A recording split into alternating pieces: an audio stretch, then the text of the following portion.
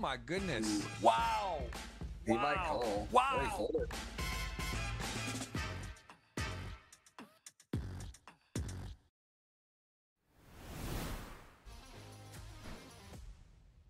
Welcome, everyone. We are back for another edition of the GG Millions. It is the pregame show. Jeff Gross alongside Shannon Shorr, maybe the man that is running the hottest, playing the best in poker in the world. It's very not much arguable. 3 wins in his last 3 live poker tournaments. Yes, that's true. And they weren't just 20-person fields, 77, 70, and 700 and some in a circuit event. So Shannon, welcome in, man. I can see the flames coming off your background and your chair there. You're on absolute fire. Good to have you, man. How are you?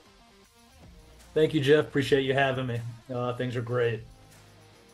I mean, yes, obviously. Look at that resume, 15 million plus in earnings, 960 best cash, and maybe in the best form of your life. We were talking a little bit before the show. Pretty safe to say you've never won 3 poker tournaments in a row anywhere. Have you ever won even, 2 in a row, or like what was your best win and final table finish? Because that is pretty insane. Has to be one in a couple 100,000 or more. I mean, that's just a ridiculous outcome.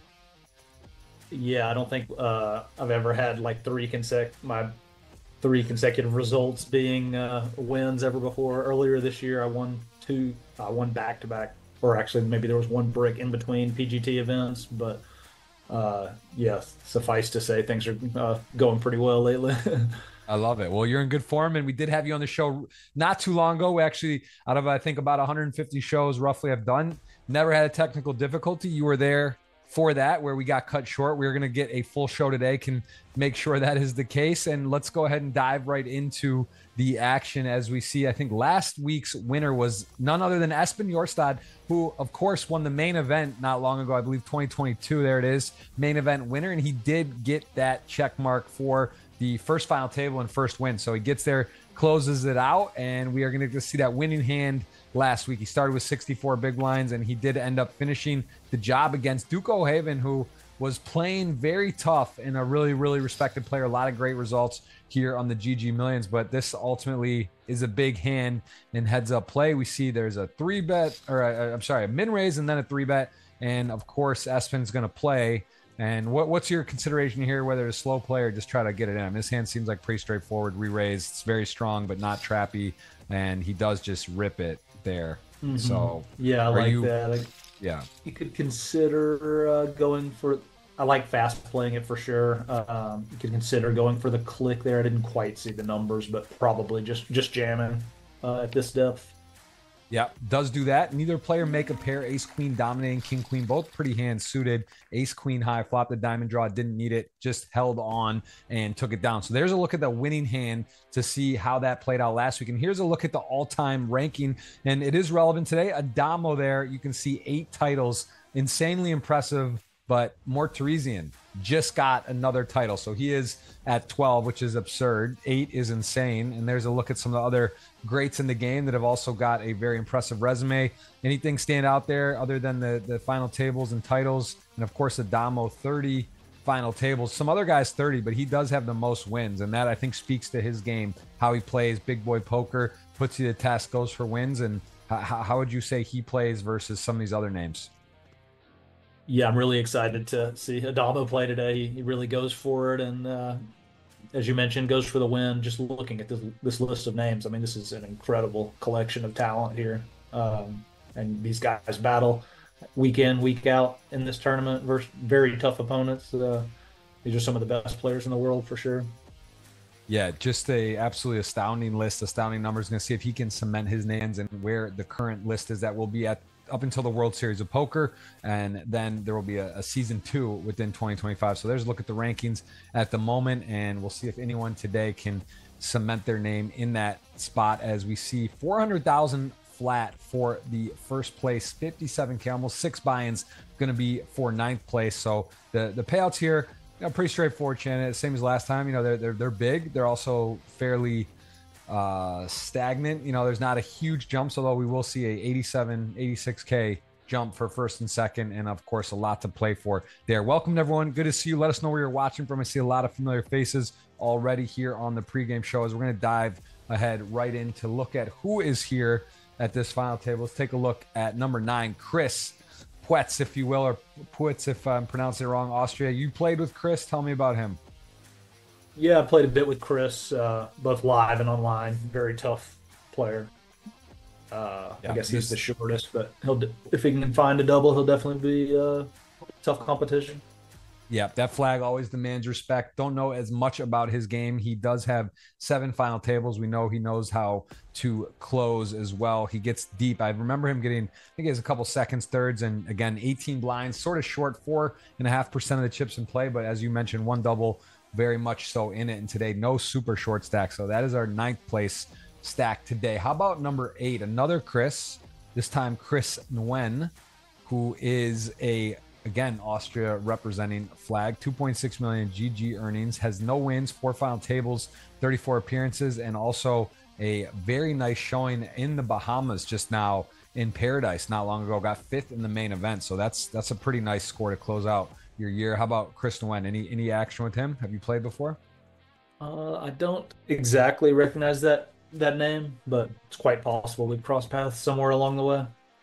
Yeah, I think he's a little bit more unknown, but also again just sort of emerging there, and he has 23 blinds today. So we'll get to see if we get to see how he plays and can get off the shortest stack. Although, Shannon, what would you consider short? What's when you go to a final table and you look, because your shortest stack or one of the short stacks, but 23 blinds is plenty. What in your mind is short at a final table? I'd say 10 and under is short nowadays. I mean, you can even raise fold off of 10 big blinds, even 8 big blinds in a lot of cases. So yeah, important to never like get in the mindset that you're too short or that the tournament's over. Always like fight with every chip that you have. Can definitely work with 10 big blinds. Absolutely. All right, well, our 7th place, Marcus Ladev, who is again Estonia, the all-time money list number 4, highest finish, has had some close calls here. 2nd place, very impressive GGMillion earnings, about half of those coming in this specific format on GG, 2.5, 16 cashes out of 75 with 9 final tables, no win. We know it's hard to win, hard to close, and let's see if that will be the case for Marcus today. What about experience with Marcus playing? I feel like I've played a little online with him. I'm not sure about live. Well, he is, again, rocking the Estonia flag. Shout out to Bombay Casino that opened up there not long ago. I know they've been hosting some events and some PLO in particular, but that is a Estonia flag in a very tough opponent. Next up, Mario Navarro. Now, this is a guy with 4 appearances, 1 cash, plays on GG, but not very much in the GGMillion. You can see that cash worth 22,000 in earnings so far. So not a ton of experience here on the show. 30 big blinds. And what about Mario? Does that name ring a bell? Played with him at all?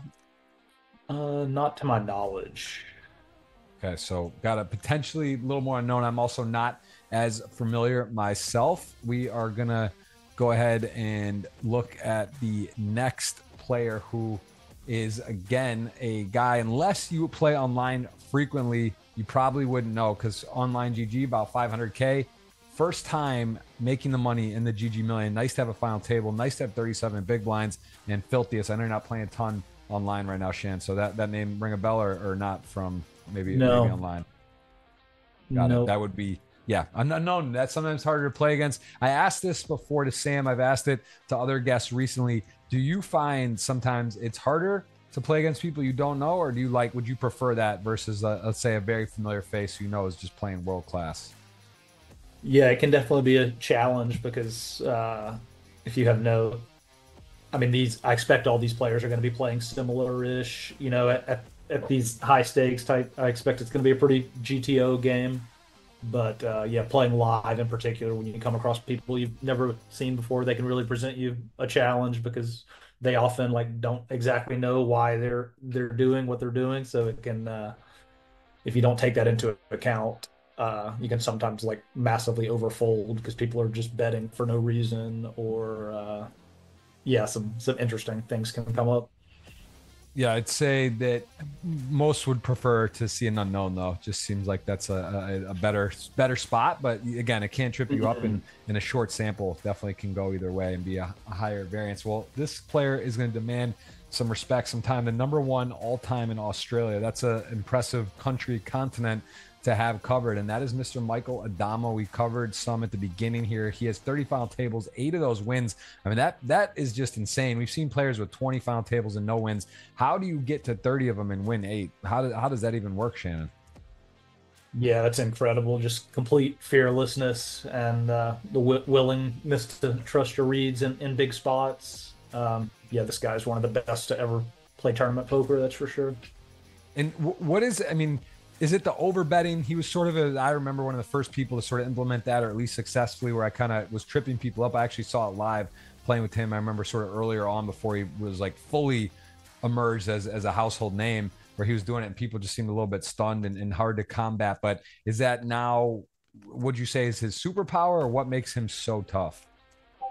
Yeah, I'd say I think generally going down the stretch of tournaments, final few tables, final tables, when you just are willing to like run enormous bluffs and put people in really tough spots where they have to call off their entire tournament and risk busting seventh or eighth or whatever it is with a marginal hand. I don't think anyone really signs up to do that, so he does a great job of exploiting that. And does he genuinely instill fear against the top professionals? Like, do you think is it scarier to play with, or is it kind of more fun and it's like kind of cat and mouse because you just know he's willing to put it all on the line and make a bluff and you can kind of trap? It seems easier said than done to trap though, right? I would imagine when you see him, you're like, oh, this is going to happen, it's going to work, and then he really does just put people in the blender and make you know, it's easier said than done to call off ICM implications and just go ahead and rip it in and call with one pair, even a weak top pair, or spot. So is it easier said than done, or do you find that people are adjusting to him at this point? Yeah, I think it's still hard to execute. Making these big call offs. It's easy if you make the nuts and can call off against him, but that it's kind of hard to make the nuts and be in a situation where he's gonna bluff it off. So yeah, playing against this type of player type is always extremely difficult because they can just be all in at any time, or they can come with all sorts of do aggressive stuff at all sorts of different nodes. So yeah, it can be really, really tricky to play against. And tell me about that, because it does seem hard if you're a Damo to balance. Like, it just seems like if you know that people you're perceived, right? That's one of the most important attributes, characteristics of a professional poker players, to know how you're perceived by, I guess, population, but also in the moment at the table, how you look like. So how do you combat the understanding that players are probably going to call you a little wider with balancing the bluffing there? So you're just not bluffing too much. How do you make that effective? Because it does seem tricky, right? If you're like thinking that people think you're always bluffing and then you're about to just pull a huge bluff again. So is it more just like he's great at blocker effects, understanding what people have or what they're willing to do? How do you, it seems like a bit of a complicated game tree to go down when you're starting to really guess how others are going to react to you. Yeah, I would expect that he's very knowledgeable in players' tendencies as far as like which type of boards they'll call off on and which type of nodes the player pool is most stubborn at. And I expect he's also very good at getting thin value, right? If people are going to pay you off, you of course need to like adjust your range such that you're betting for value a little bit thinner. Because they're just paying you off with everything. So I expect he does that very well as well. Yeah, it does seem like, again, just seems like a fun way to play, but also a bit stressful because you're constantly playing big pots and you're kind of adjusting those ranges for value. And it just does seem, again, why we have him today. We're going to see that in real time. Hopefully some mystery hands we can have with Adamo, and I can almost guarantee that, as the team does a great job with that. But he is your 6th place finisher in the main event in 2024, and also 39 bigs today, 8 wins, 30 final tables, 176 appearances. He's played this tournament over 3 years of every Sunday, so that is pretty wild. And you can see the cash is 29%, and a lot of people's favorite player. So we will be looking more and more at him, and I'm sure we'll spend a lot of time with him today as we go to maybe our next most decorated player. There's only 10 titles amongst the players, 8 of them to Adamo, 1 of them here to Mr. Novak, who is someone you, I'm sure, battled with. Very crazy GG stats, 17 million earnings, 3.5 coming here. So, done very well in other areas of GG other than just the GG Millions. A lot of those earnings not coming from here, but does have a win, does have 128 appearances, and also you can see was the GG winner here, GG Million, back in August of 2023, so a little while ago. But how much experience with Novak? Have you played both live and online with Andre? I kind of get all the Ukrainians confused, but I'm sure we played live and definitely online. Yeah, he's back when I used to play more GG. I was coming across him for sure. Yeah, I'd say he's, again, one of the more regulars, and he's also been in a spot where I think he's really experienced a lot of live poker as well, done very well, and very much respected in the game. We're gonna get to see actually a hand from Sunday. So the top 3 stacks, he is the 3rd place currently. You get to see the level of 400, 800. So this is like literally the very beginning level of the tournament with deuces. Not all players are going to open deuces. Do you open deuces in this spot at this juncture under the gun? I would generally fold deuces here. Okay. Yeah, I think that's sort of more of a common tendency to see players fold small pairs, but it also is super early. It's a rebuy re-entry tournament, and maybe just getting his VPIP up, getting an open in, and realizing it's a little bit out of the norm, but not crazy. It is a pair. It is first in. You get to look a little stronger too. It's one of the benefits if people don't think you're gonna raise something like that, is the deuce does flop. So he flops bottom set, flush draw board, pretty good board here, multi-way. Bottom set unblocks top pair. Doesn't have a diamond either. And this player, Enrico, he's a fun one too. He's a spicy player, likes to mix it up, and he does call, get the 8, bringing the backdoor flush draw possible, and has the lead in the hand still. Very wet board, would expect to go pretty big here. I'd expect so, yeah. Very good combo for betting big, unblocking the ace.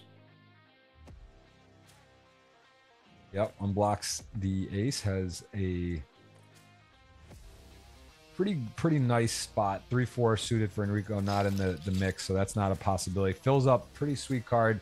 Full house completed, and a flush, the front door flush draw complete. So this is pretty nice. Obviously you do lose to, you know, a few hands, but unlikely ace 5 or ace 8 suited are flatting, and you have a full house and the flush comes in. So this is all of these signs to go big, and I do see this creativity on the small, kind of betting on rivers with inducing, and this is definitely one where you're inviting a flush. You almost, if you have the king high, queen high flush, you can't just call here with that size.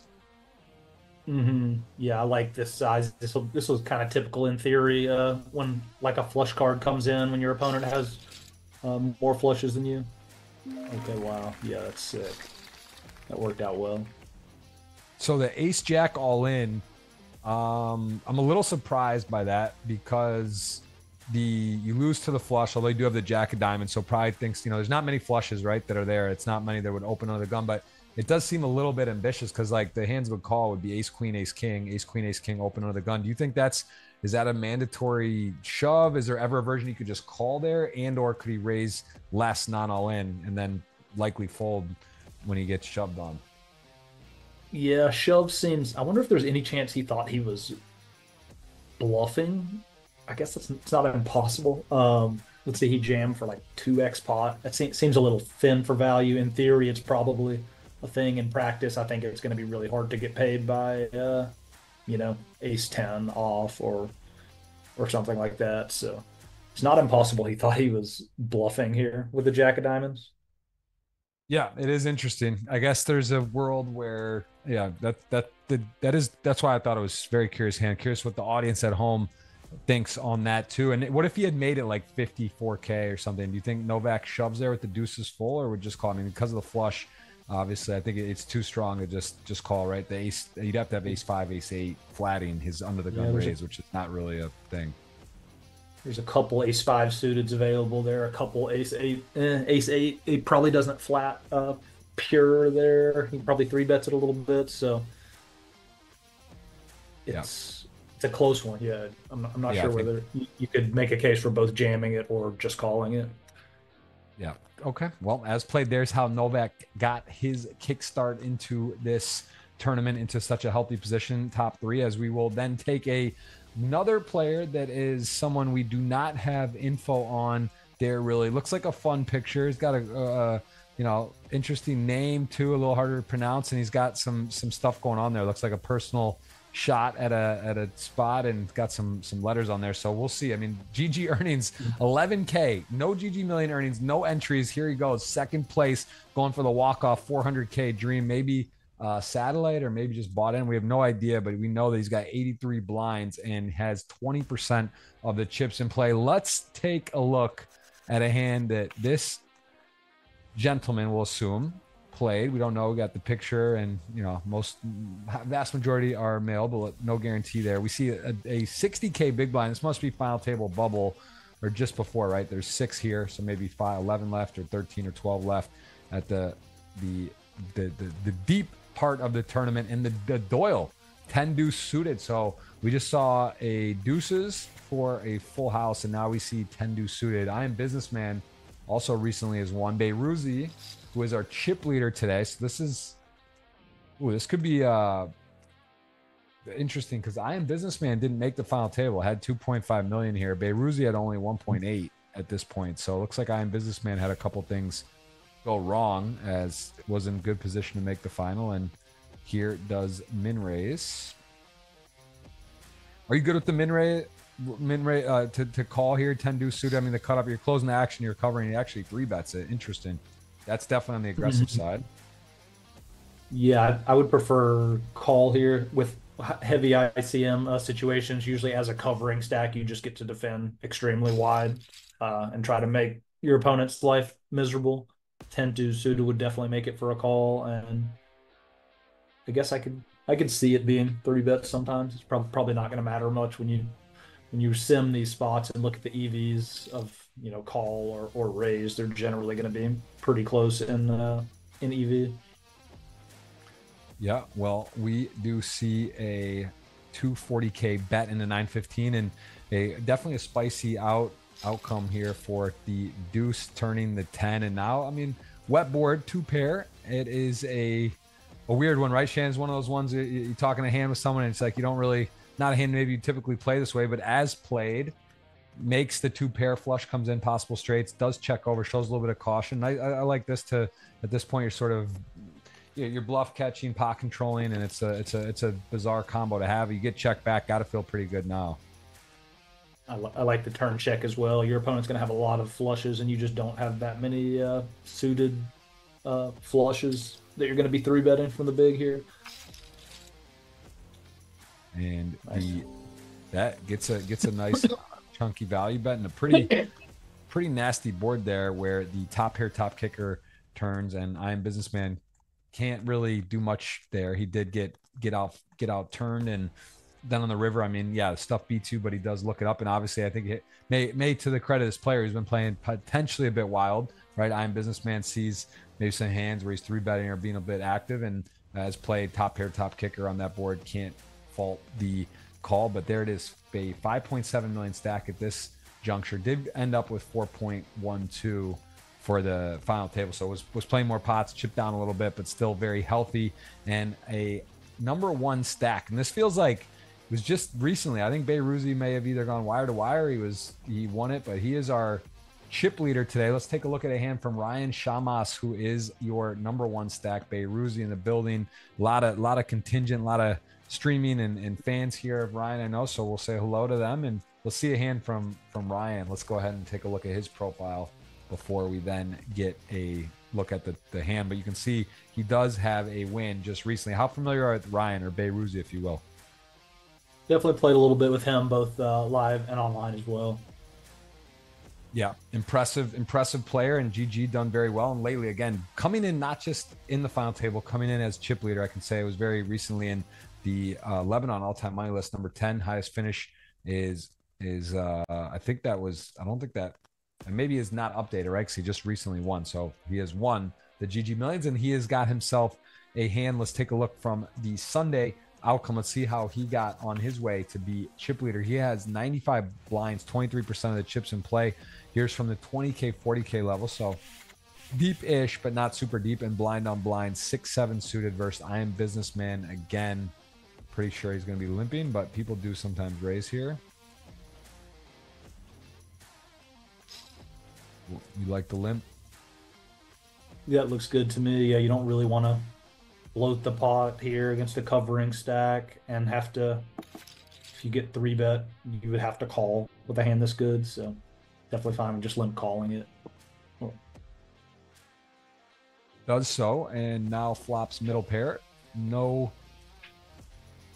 not the best flop, not the worst. Does make a pair. It is blind on blind, very wide ranges. Starts out, I'd say it's above average flop. Also the ace, more unlikely I think I Am Businessman will have, although we'll have some check back aces. 10 on the turn. Again, wide ranges. How do you approach the spot with the 7-6 here then now on the turn as played? Yeah, I think check or bet small is fine here. This hand could benefit from a little bit of protection, just folding out hands like Queen 8 or something that we don't want to let draw for free. So wouldn't mind a small bet here. Check's definitely fine too, just trying to get to showdown. Does Definitely elect call. to check, but yeah, certainly not going to check fold as played. So imagine just call and then take a look at the river. We see multiple people in the chat saying congrats on all your recent success, Shannon. We did mention this at the beginning of the show, but Shannon has won 3 tournaments in a row. That's got to be one of the rare times that's happened in poker history, plus 50 person events, and one was even almost 800, right? 770 something in a circuit event. So pretty crazy. As again, the last 3 cashes, not necessarily tournaments played, a few bricks in there, but still going 1-1-1 is crazy, and hitting trips is nice as the river bet. I like this bet, right? You figure your opponent's going to check back a 10 or some stuff, and if they happen to have anything, there are draws that miss. So I think betting makes sense. And there was actually the ace-5 suited that checked back and got a pretty unfortunate run out, right? All things considered, had the clubs dominated, both flopped the pair, and then the river was a favorable card for Beyrouzi, who is your current chip leader today. And we are going to go ahead and dive into the odds for today, because this is something, if you are in the client on GG, if you're able to access that in a jurisdiction that you can actually wager on with the odds to win. Shannon and I will have a little fun with this. We'll get 3 picks each. I'll let Shannon pick first. You can see the odds to win. Beyrouzi, pretty big favorite there. Not getting a lot of bang for your buck. For you and I, Shannon, will have the purpose of a dinner, so we want to get picked to win. But if you're at home, you might want to find some value in some of these higher priced spots. But as it plays, Shannon, I'll let you pick first. 100 units, break it up into 3. We can put a nice dinner on it. All right, cool. I got to take Beyrouzi with the chip lead. I'll use 50 of my 100 there. Okay. Man can't go broke making a small profit. So you would, out of the 100 total bet, you would get, at least 50% on your money, which is nice. I am going to go with the Damo. I'm just a, big name sucker and in history, want to see the 9 titles, want to see him get closer to that. So I'm, I'm taking the household name there with the Damo. Who's your number 2? I'm going to take 50 on that as well for a nice payout if he can win. All right, cool. Give me Novak second, 30 units.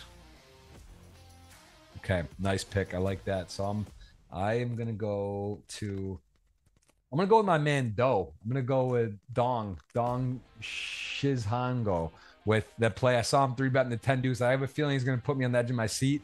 He's either going to be chipping up or going to be, moving. I think he's going to kind of win or second or be out in like 6th or 7th is my pick, but we're playing for wins. So I'll go with him, and I'm going to put 30 on that. So I got 50, 30, I have 20 left. And your last pick, who do you have, Shannon? Okay, give me. I'll take a spin on this Filthiest, even though I don't know who he is. I like the name. Let's see what he's got. I'll use the remaining 20 units on there.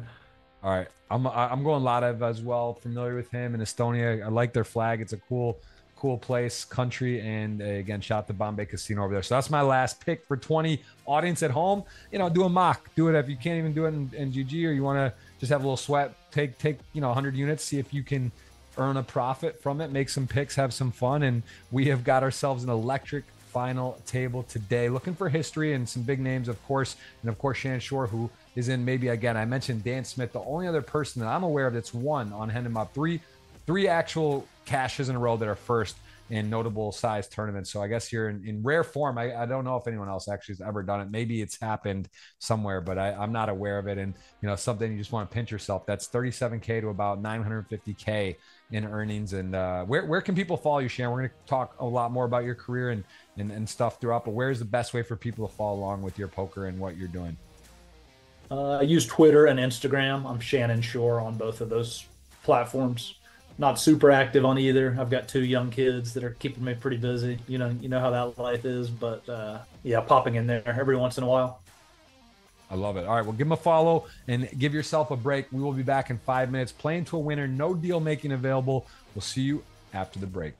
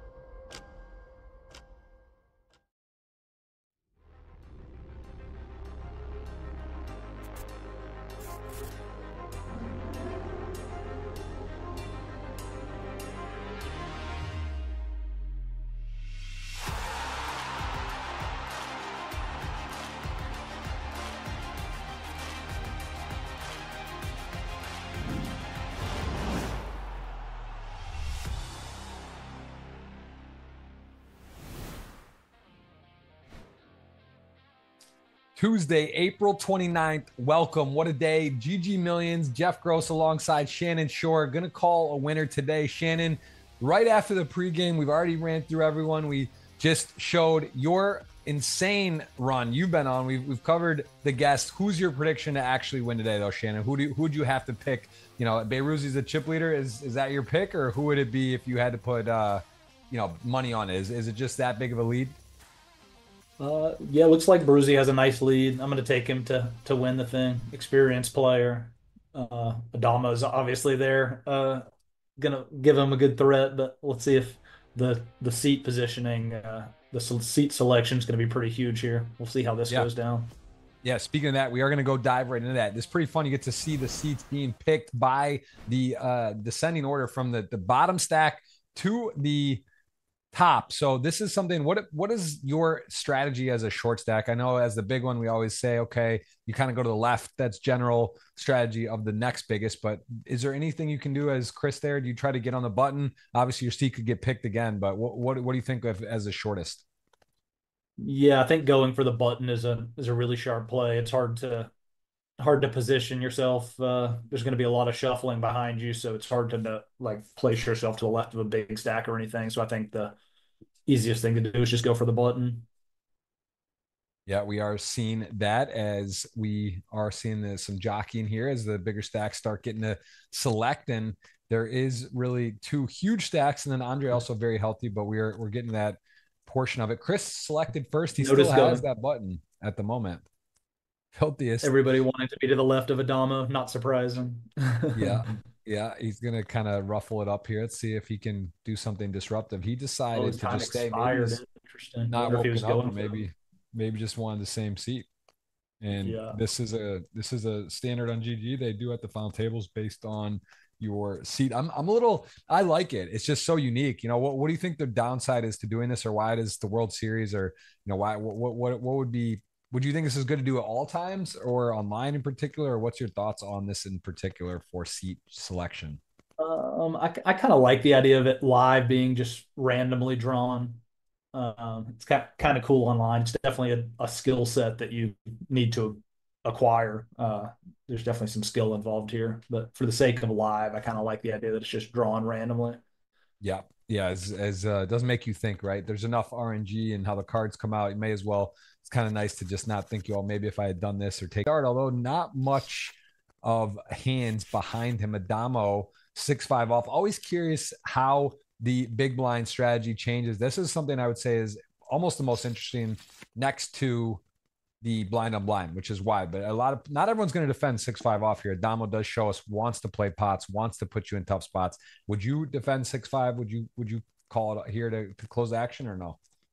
Yeah, I like the defend here, covering as Adamo covers Marcos. Marcos is also going to be subject to some ICM pressure with, let's see, two shorter stacks there. So you get to defend a lot when you're covering, and you are going to lead a lot of small to medium boards, as you've seen. But yeah, I think the 6-5 off is just enough to make the defend there.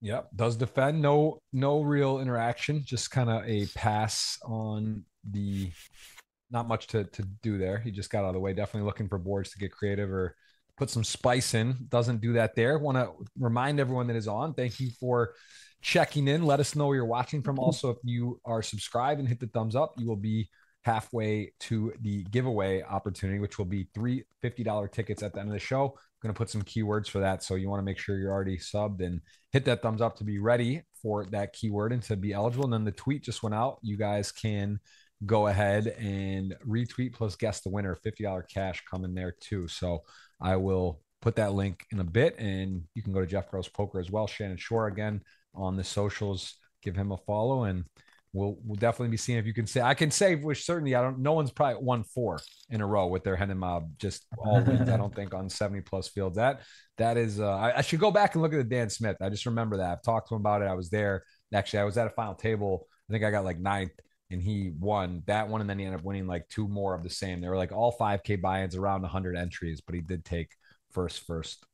So again, rare company that I'm aware of. So this open strikes me as loose from Filthiest, opening into with Andre to his left, covering. This king deuce suited is pretty loose open pre-flop. Adamo had a close spot pre as well with fives. Uh, defend or calling it seems good. And I missed the post flop size there. Or the turn bet size looks like it was about half pot. A little surprised to see Adamo just let the fives go there. Got to shout out Joey Ingram in the chat today. He's got a domino win. He's with me, man. I'm a sucker for the star power for these things in history. I want to see the 9th title. It's just such an absurd stat line. So Shannon, who would ever thought, man? Joey, the great game, 4-card PLO, but I feel he's been kind of doing some GTO wizard stuff. I've seen him in the mix, and he seems like he's kind of dangerous at no limit at the moment. I'm not sure. Have you seen him? Has he been under the radar at some of these Poker Go events or playing? Have you ran into him in any no limit big birds there? We haven't played together, but it wouldn't surprise me. Joey's a brilliant guy. What's up, Joey? Yeah, Joey, man. Yeah, with a little time, I'm sure he could be a top no limit player. Yeah, he's definitely, it's I think that going from PLO to Hold'em takes a special animal because most people make that transition from get a little bored or they just get intrigued by the PLO, but to go from PLO down to Hold'em, you got to really have some discipline because it's different, right? You can't just it's a little less, it's a little more patience involved than this game. But we are seeing some people here that this guy also this is already I can every week's special, but this week just feels like we see filthiest opening wide. This guy Dong in our intro show, we saw him 3-bet the 10 deuce suited out of the big. And look at these. Bayruzi says, "Hey, I know you're crazy, but I'm crazier, bro. 600 on here, weak ace 3 offsuit, and he does take it down." So again, we're seeing spice right out the gate here, and that sizing was large. Tell me about that, Shannon. Are you on board with that? Mm-hmm. Yeah, notice how deep they're playing. About 80 effective. Baruzzi is not going to be like wanting to play post flop. You kind of want to just like take it down a lot. So 12x or 12 big blind 3-bet seems pretty good. The ace X combos are going to be the one that do a lot of 3-bet bluffing there. So I can get behind that. Well, I mean, yeah, you don't normally see like a flat, right? You're not going to probably see a flat from Dong there with it from 600K if he does happen to even have a huge hand. So again, Beirut is just sort of making it known. I want this pot now, and that'll tell that story as we see a 4-5 suited 5-8 suited matchup. Two of the more known, tougher players. Novak started the day in third and is gonna whiff the board. Both players completely whiffing. We see Beirut decide not to take a stab with almost no backdoor draw there. Needed running straight, just decide to check, but delayed c-bet effective as well, and possibly the case here. Notice that what that 3-bet did as well from Baruzzi. Dong pitched king 7 suited in the hijack, like the very next hand. Sometimes kind of setting the tone early and letting people know that you're the boss can be a nice thing psychologically to get in other people's heads. Dong just pitched the king 7 and then delayed c-bet. I think he could probably pure c-bet that board, but yeah, delay c-bet's definitely a fine option and probably a play that overperforms very often in tournament poker. Yeah, that's a great point about momentum. He's over 5 million and just sort of makes people a little bit wary because that's the thing. When you come out setting the tone, they don't know if you have it or not, but they're just like, all right, well, he's either got it or he's willing to play today. And I'm just gonna sit back and get acclimated a bit more. We see a request to get Joey on the show. Absolutely. Joey's got an open invite and love to have him. And who knows, man, Joey's, like I said, he's in the mix. I wouldn't be shocked if he paraglides in here anytime. He's always welcome. So we are, was that okay? Ace deuce suited, ace 5 suited, fold. That's from Chris's early position. Under the gun +1 does open, takes it down. Shot to Ann Arbor, Michigan there, ace deuce. Beiruzi looking great. He got a win recently and also is in chip lead position today, pole position. That is impressive. Again, these are tough fields. So making a final table impressive, coming in as the alpha is even more impressive. And Adamo, not used to not being in charge. He is sitting fine, but does see some huge stacks to his left.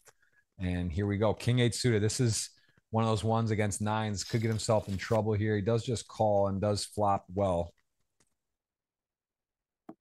Yeah, we should see a check, a small bet, and a call. I expect the turn will very often be checked, and then I expect Adamo's going to value bet a lot of rivers. See what the run out is.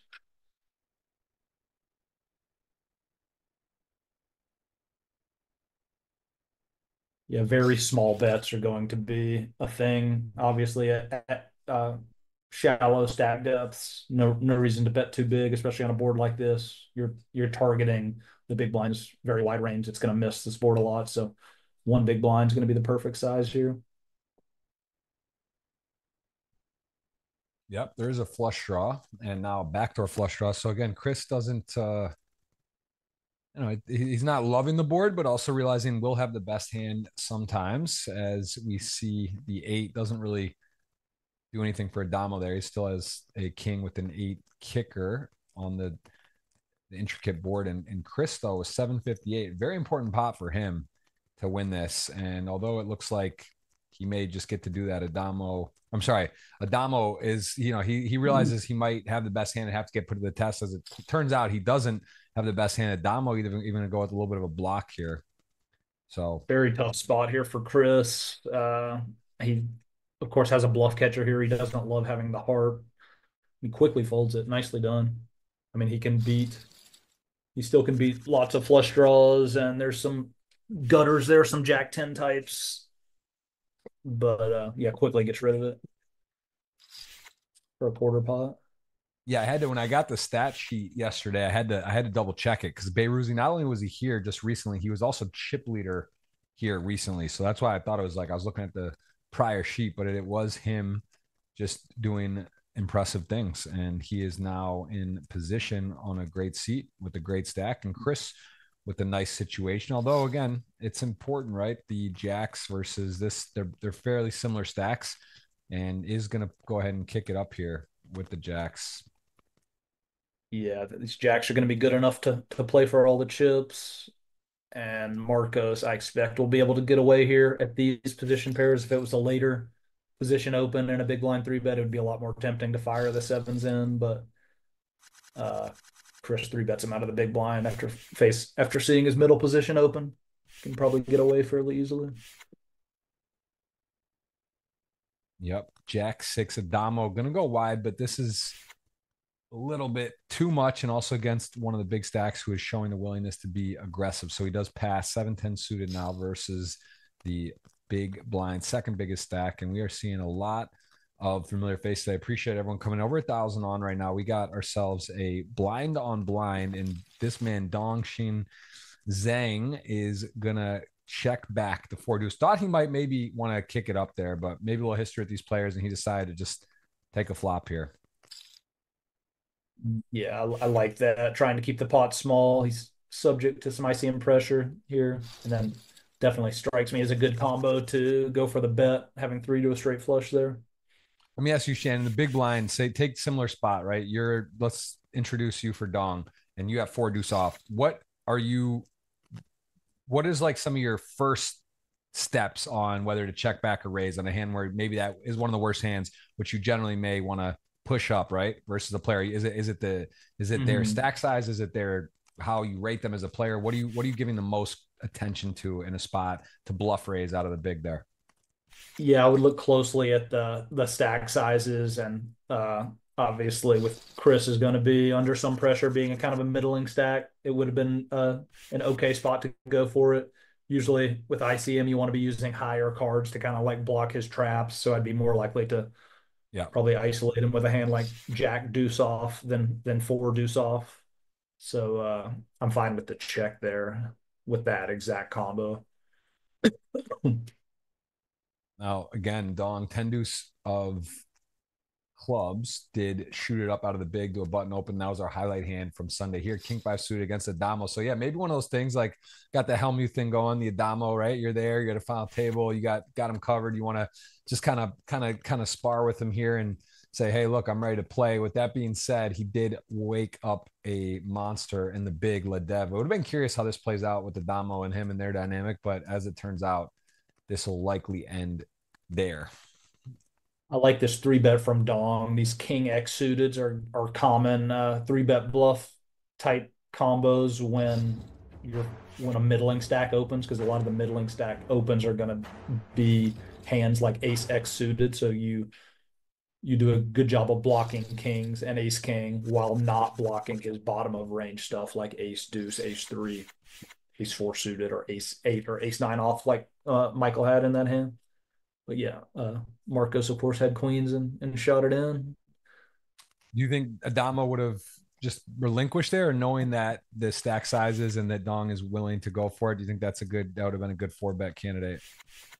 It's a good question. I'm gonna guess he would have just pitched the ace nine off and maybe would have gone for a four bet with maybe an ace X suited.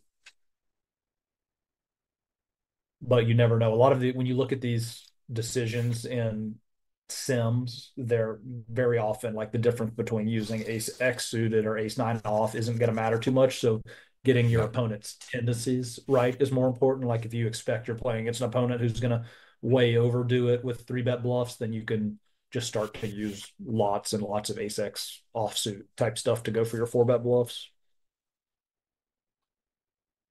All right, king nine suited, nice hand when folded too, and a open here. I got to ask you, Shannon, on your third one. So you win a tournament, you get the circuit event, 778 or so entries. You then win a second event. When you the third one, how did that, like, what at what point were you like, oh, did you, when you registered it before, like at some point middle way through, like when were you actually like, okay, wow, this would be crazy if I won? Did you, or was it not even, did you even think about it? Yeah, it was kind of cool leading into that was the 25K event of the US Poker Open, and I kind of was at home doing the math to see like how many players would have to play the event so I could be eligible to win the the series leaderboard. And I determined it was 65 players. The tournament ended up getting 78. So kind of that was a cool experience. Kind of, when I sat down for the tournament, just hoping for it to get a lot of players. I was feeling really good. I'm feeling great about my game. Recently I've been doing a lot of mental preparations and sort of leveling up in that way. So yeah, I'm just excited to sit down and get reps. And I don't know, I didn't feel a universe where I wasn't going to win that tournament. I felt super confident, and I did. So hopefully I can keep up the momentum. Nice. Yeah, you got to take down Eric Blair in one, and then Nacho Barbero found himself in news lately. He's been on the show here and a regular watching. Shout out to Nacho, who has also been in insane form. Seen him a lot of big final tables and getting scores and wins. So I know Nacho usually watching the show. I want to say hello to him, and we will go on and see another hand this way. Three-way here. We got three players to a flop. Little less likely, a little less often, I should say, this happens, but we do see it here in a Jack six suited open, ace queen, and then Mario came in as now both players miss. Beiruzi doesn't want to get too cute, just gets out of the way. Not super deep there. Not a lot of room to maneuver. Does get out of the way. Nice hand. Yeah, notice Bruzy going for the very wide open as chip leader. Filthiest with the ace queen off, not trying to get that hand in with the stack configurations the way they are, several players shorter. So going for the flat and then going for the small bet for protection with what very likely is the best hand.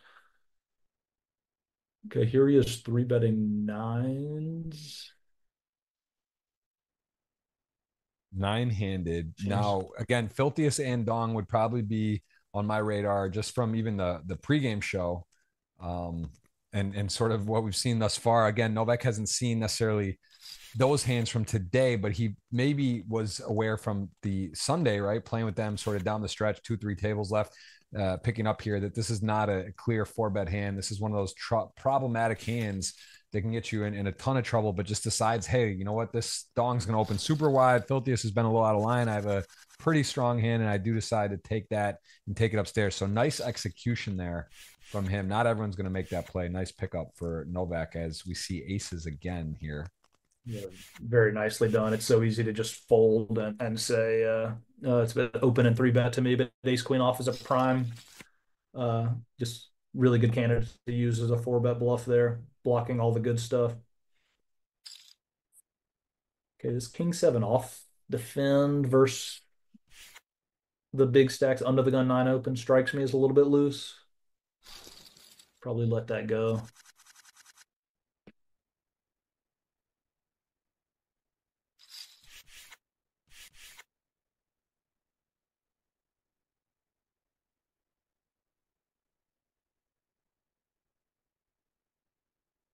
Look at sevens. I expect these are just going to be folded as well. Yeah, a lot of more inexperienced players will at final tables make flats with hands like that because they're used to playing that way for chips. But with ICM, you just really have to VPIP much tighter, as many of you know.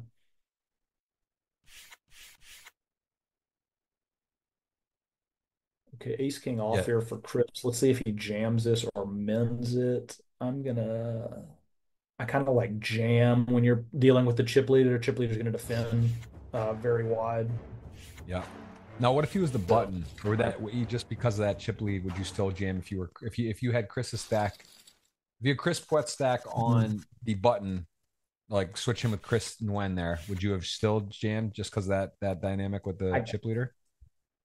I think I might go for the men, given that he's like kind of the clear shortest. You kind of want to give yourself a shot to Bruzy would all or yeah, the big stack would be meant to jam a lot of stuff on you. So I'd be somewhat tempted to go for the men if I was in a later position.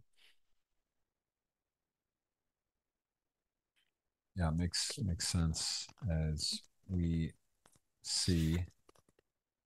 Yeah, interesting spot here for Chris. Ace 10 suited, it's kind of like a classic flatting hand. Although with these position pairs, you're not going to want to do, or with the configuration, I should say, at the final table, you're not going to want to do a lot of flatting. No, Adama is liable to do anything here. You don't want to have a lot of flats in theory.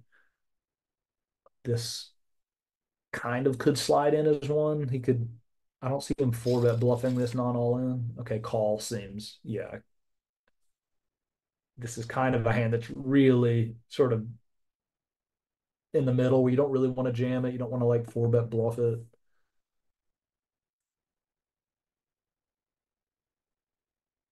He does cover his opponent as well, so he gets to be in there a little bit wider.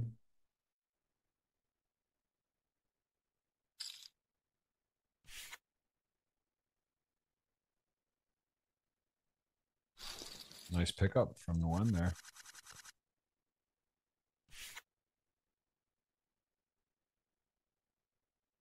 And here's All right, Chris I'm with putting 12 that and a link half in there bigs.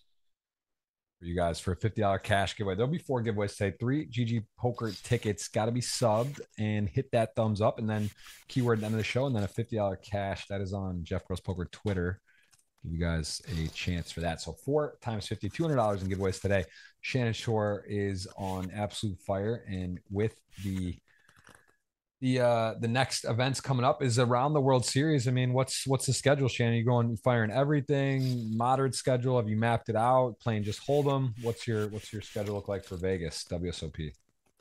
I'll mainly play No Limit Hold'em. I haven't been playing much PLO or mixed games over the last few years. Kind of just focusing on No Limit. There's so much good No Limit around across all the venues nowadays. So mainly focused on that. Yeah, definitely playing a lot of the bigger no limit stuff. I'll probably slow down and skip some of the smaller spots these days and try to conserve some energy for the bigger spots. No limit hold'em is such a game of there's so many layers to it, and I feel like the older I get, the more I realize you need to be like relaxed to play against tough competition as opposed to just showing up and grinding every tournament and you're just not able to execute the like really disciplined well thought out decisions if you're playing 60-hour weeks, week in and week out. So I'll probably try to slow down a little bit, but definitely planning to play a lot.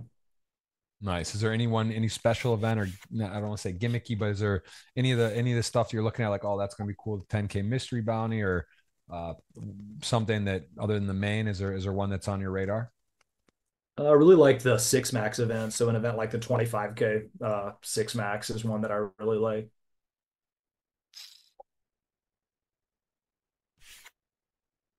Okay, Filthiest is going for the limp here. A little bit surprising. Kind of a strategy you don't see executed that often. I would just go for the men with this hand. Yeah, it's also interesting because Mario, I guess, might have defended anyway, but as played, he dominates the spades, and Mario kind of happy to check back. And now, good start for Filthiest, though, in this particular scenario. Does flop middle pair versus bottom pair.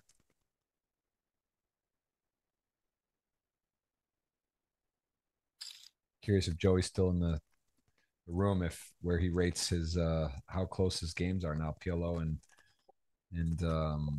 Hold'em. Also, I guess there's a big difference between PLO cash and Hold'em cash, and PLO tournaments and PLO cash. So I don't know what the breakdown is. I do find that a lot of people like PLO cash and will still play no limit tournament Hold'em tournaments, right? It's just bigger fields, bigger payouts, and it just seems like that works. There's not as many PLO tournaments everywhere spread all the time, or at least juicy ones. I know Poker Go, the studios there have been having some at the RA. They've been doing series and such, but just across the board, it's harder to find. Yeah, I hear a lot of the players that play a lot of both saying that exact thing, that they prefer PLO in cash game format and no limit in tournament format. No limit hold'em's just the best game though. Let's be honest, it's just such a classic, beautiful game, especially in tournament format. Getting to play all the different stack depths. And the 10-4 now, maybe is he thinking about bluffing? I mean, this is a limp, and I guess there are some broadways, right? He could limp broadways, limp pairs, and he's thinking about what he actually has here. If he were to shoot it up, this would not work. He's got a fairly strong two pair as played, since it's a limped pot, very strong two pair. I don't know. I think Mario wearing the options here. Yeah, I could definitely see raising this. I mean, this is a really weird hand, that the fact that it was limped. Then Filthiest hit him with a sneaky check back on the turn when he made a two pair. But it does just fold.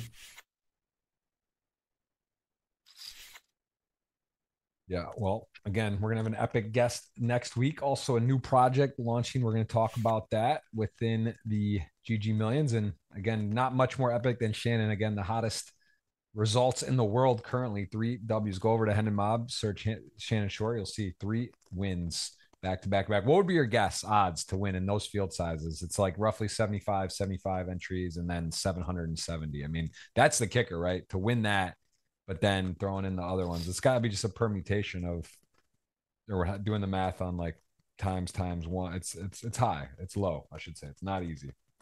Not easy to do. Have you done it? Did you do the calculation? Is it in the millions or no?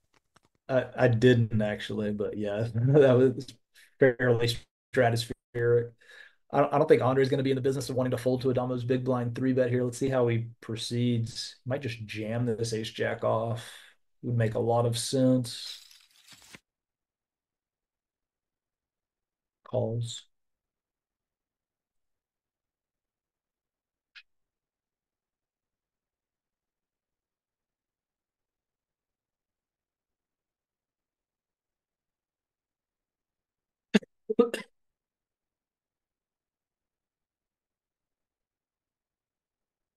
Michael probably going to come with a small bet here, and Andre going to be in a very dicey spot.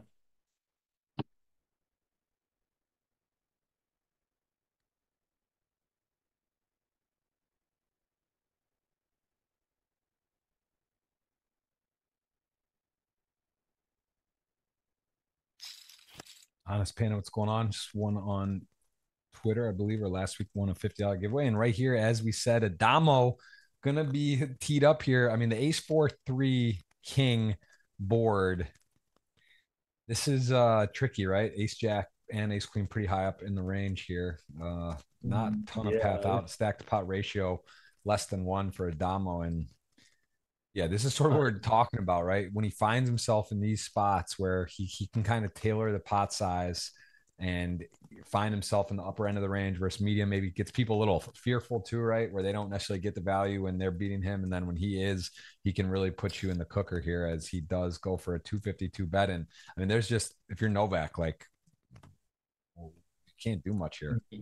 Yeah, I'd expect Michael's going to get doubled up very often here versus my boy Novak. Um, let's see, Michael just going with a small size, trying to put a hand like King 10 suited in the blender.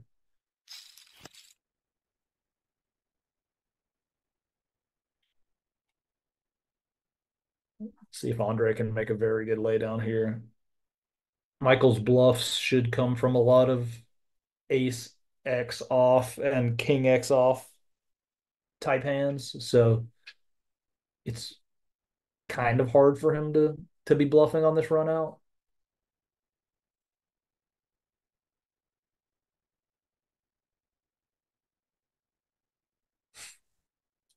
I mean, Novak with no club, which may be slightly relevant, but also, yeah, I mean, this is tough. The Damo using a little bit of the clock here, a little bit of just all the tricks, right? He's got all the moves. He's he's thinking, but he's also just he knows he's in value town land on this board. Mm-hmm. Obviously not the nuts, but still, like for him, it is, and that size. Now you're just really giving a bargain. I don't know. Like, it just seems Yeah, like I if got you're folding very this, hard to fold versus size. This is kind of a cool play with ICM. This will often be a play where you'll bet rivers not quite all in, so you can save yourself some amount. If you're bluffing and get called, you can still have a shot to spin it up. I mean, Novak, there. I guess this isn't like he left himself 32K, left himself 320. This is either Novak is debating call fold, right? There's really no world he's raising here with Ace Jack as played, right? I mean, this is just he's debating if he can get away, which would be a pretty spectacular fold in the moment. Again, we see the cards up. Imagine being Novak looking down at a Damo out of the big blind here on this board with Ace Jack. It's you feel fairly confident. Yeah, when you're playing against players of this type, there's always the effect that they are who they are and that they can kind of almost always be bluffing. It makes folding very hard. Wow, Oh he did wow. go. He went for the raise. I was just saying. I mean, I was like, A, B. Is there a C? I didn't think he would consider this. Now, is there a world where Adamo talks himself in that he's B? I don't think so, right? But like, this looks immensely strong. Yeah, this is definitely concerning. There's definitely a concern that his opponent Wow, has another one I combo feel of like we're ace in eight. Inception, Shannon. I wasn't prepared for this raise because this is to the one earlier. Is he bluffing? Is Novak? Is there a world where Novak is actually bluffing? Is that possible? Because it would only be against Ace Queen, right? Like the other hand you're beating. So like, does he put that in the bucket? Like maybe he's targeting Ace Jack, Ace 10, but I don't think so. I don't think so. Although it could be. It could be. It's that specific of a hand to bluff though, Very because you're very beating cool the hand. other stuff, Yeah, right? You're not getting. I mean, man, what is happening, guys and girls? I am officially. That's why I love this show. Every week, I guess as this guy's won 3 poker tournaments in a row, and he doesn't. He's not sure. I'm definitely not sure. as we mentioned that the fact that Adamo would be bluffing pre-flop with ace X types, he's gonna have a lot of like ace deuce, some ace five types that Andre thinks he can get value from. Or however, I don't know. This strikes me as a little thin in practice.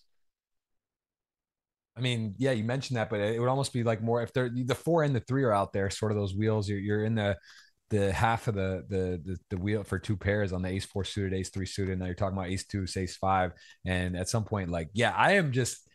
I wish we could call in. This would be one I'd like to talk after the show to Novak or understand. As Moon knows him, this is insane. It seems they say think long, think wrong. Is Adamo going to get bluffed here? This would be a crazy, crazy fold, man. This is a problem when you If nothing fold. else, Yes, he gets he actually thinks. I think he thinks he's probably like I'm beat like 8 out of 10 or 9 out of 10. That's what's going through his mind.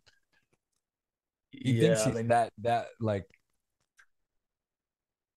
nine. There's 2.6 in the middle. He only needs to be right 10% of the time or so. But that said, I mean, you and I were both extremely surprised that he would go with that Novak would raise this for value. And if he's never bluffing and you expect that he's never doing this, I mean, bluffs are going to be extremely hard to find here. You hope that he has like queen 10 of clubs or queen jack of clubs. I mean, so crazy, somehow. not stupid says 0% chance he's bluffing with ace jack. I would say to that point, that's the problem that Adamo finds himself in. He doesn't expect ace jack or ace 10 to raise him in this big of a pot, in this big of a spot. Like you would just, 98, 99% of players out there are just like, hey, okay, I got ace jack, I got ace 10. I'm not greedy. I hope I'm right. And I still have, 1.89 million. If I'm wrong, it's a massive pot. But yet Novak now has flipped the script and Adamo maybe is short circuiting, thinking that this wasn't part of my I was betting for value at sort of the top of my range. Like, how am I getting raised here by worse? This is a Yeah. candidate for hand of the day early. We might see a Hmm. we might see a spooky result here. I don't know, man. What do you think? One, Adamo calls, two, he I mean, folds. you have. I think you have to think that you're going to be jammed on pre by ace three and ace four a lot, so you can kind of discount. Let's see, there's two ace three suited. I would expect Andre shoves that fairly often versus a player like Adamo pre-flop. He He does does call. call. All right. Wow.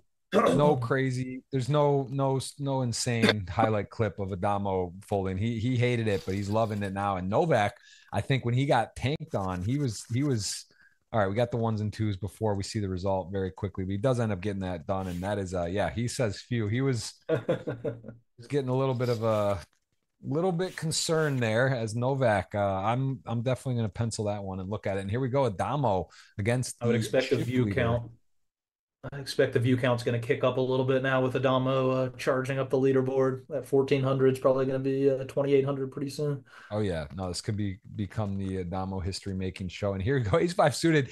Beyruzi says, "Hey, I'm opening. I'm chip leader. Adamo's in the small blind. I'm safe. This is one of the hardest spots to play back at, but Adamo happens to have a very powerful hand, and it is crank time. Timing is lining up. Beyruzi knows it's coming, knows he can do it, but does he just let him come through here? This is two titans. Does give it up. Nicely Tempted, done. tempted. Yeah, such a tough player, taking no hands off. Got the momentum going. Just fires nine big blinds in there and takes it down.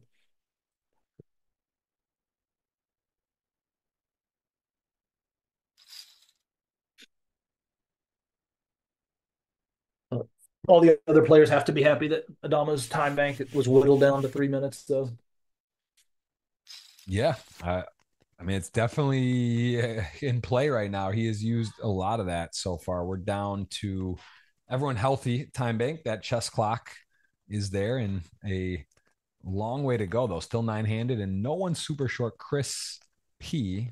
How would you pronounce that? Puetz? Puetz? Puetz? I don't know. I'd say Puetz. Puetz, yeah. Puetz. He is our shortest, but no one really that short. Filthiest playing some pots.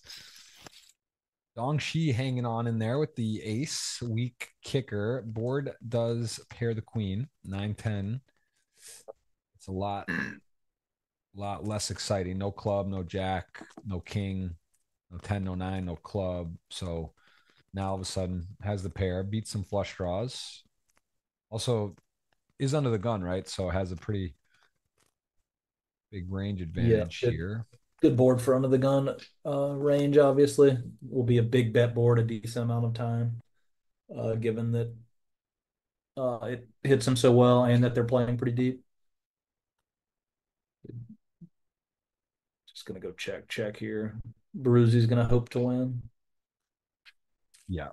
Yeah, beats a fair amount of hands, but not that one. As played, does beat some straight draw flush draws, but nine not enough as Dong will assert himself there. Small blind, big blind, two big stacks. Playable hands. Jack 10 suited for Chris. Tempting. Mario also a nice looking hand, but vulnerable stack off 20 bigs. Yeah, close one for Chris here. 12 bigs. He does just fire it.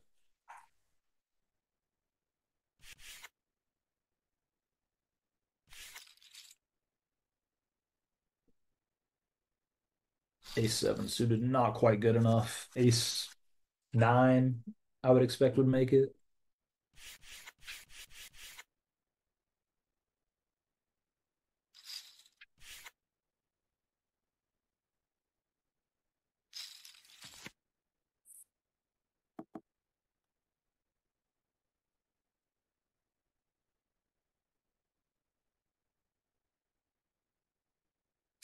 Aces, man. Nice to get aces on the button. And you're viewed as active. Does not get any cooperation with the board for a sweat. Just kind of clean and done. 4 million there for Beiruzi. 4.4 million. Start with 4.75. So it's chipped down slightly. Novak getting involved today. Queen 9 suited, saying, hey, look, I got 17 final tables. Only second here to Adamo with 30. Has a title. Only 3 of the 9 players with the title, and 8 of those belonging to Adamo. So Beiruzi with 1, Novak with 1, Adamo with 8, or else we'll have a new winner today. And I don't know, man. It's looking like it might not be a new winner, right? We got Beiruzi and Adamo with a lot of the chips. Those are some of your repeat winners, and it's easier said than done to win. Yeah, we're gonna have some fun here. I have a feeling. Out yet. Yeah, King Queen opening.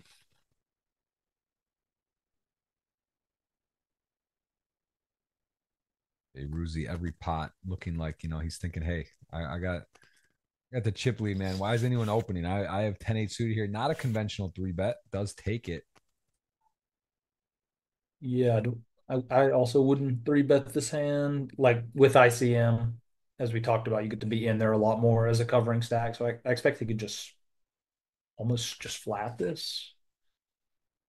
You just get to flat a lot and make your opponent's life miserable when they're jockeying for position. Yep.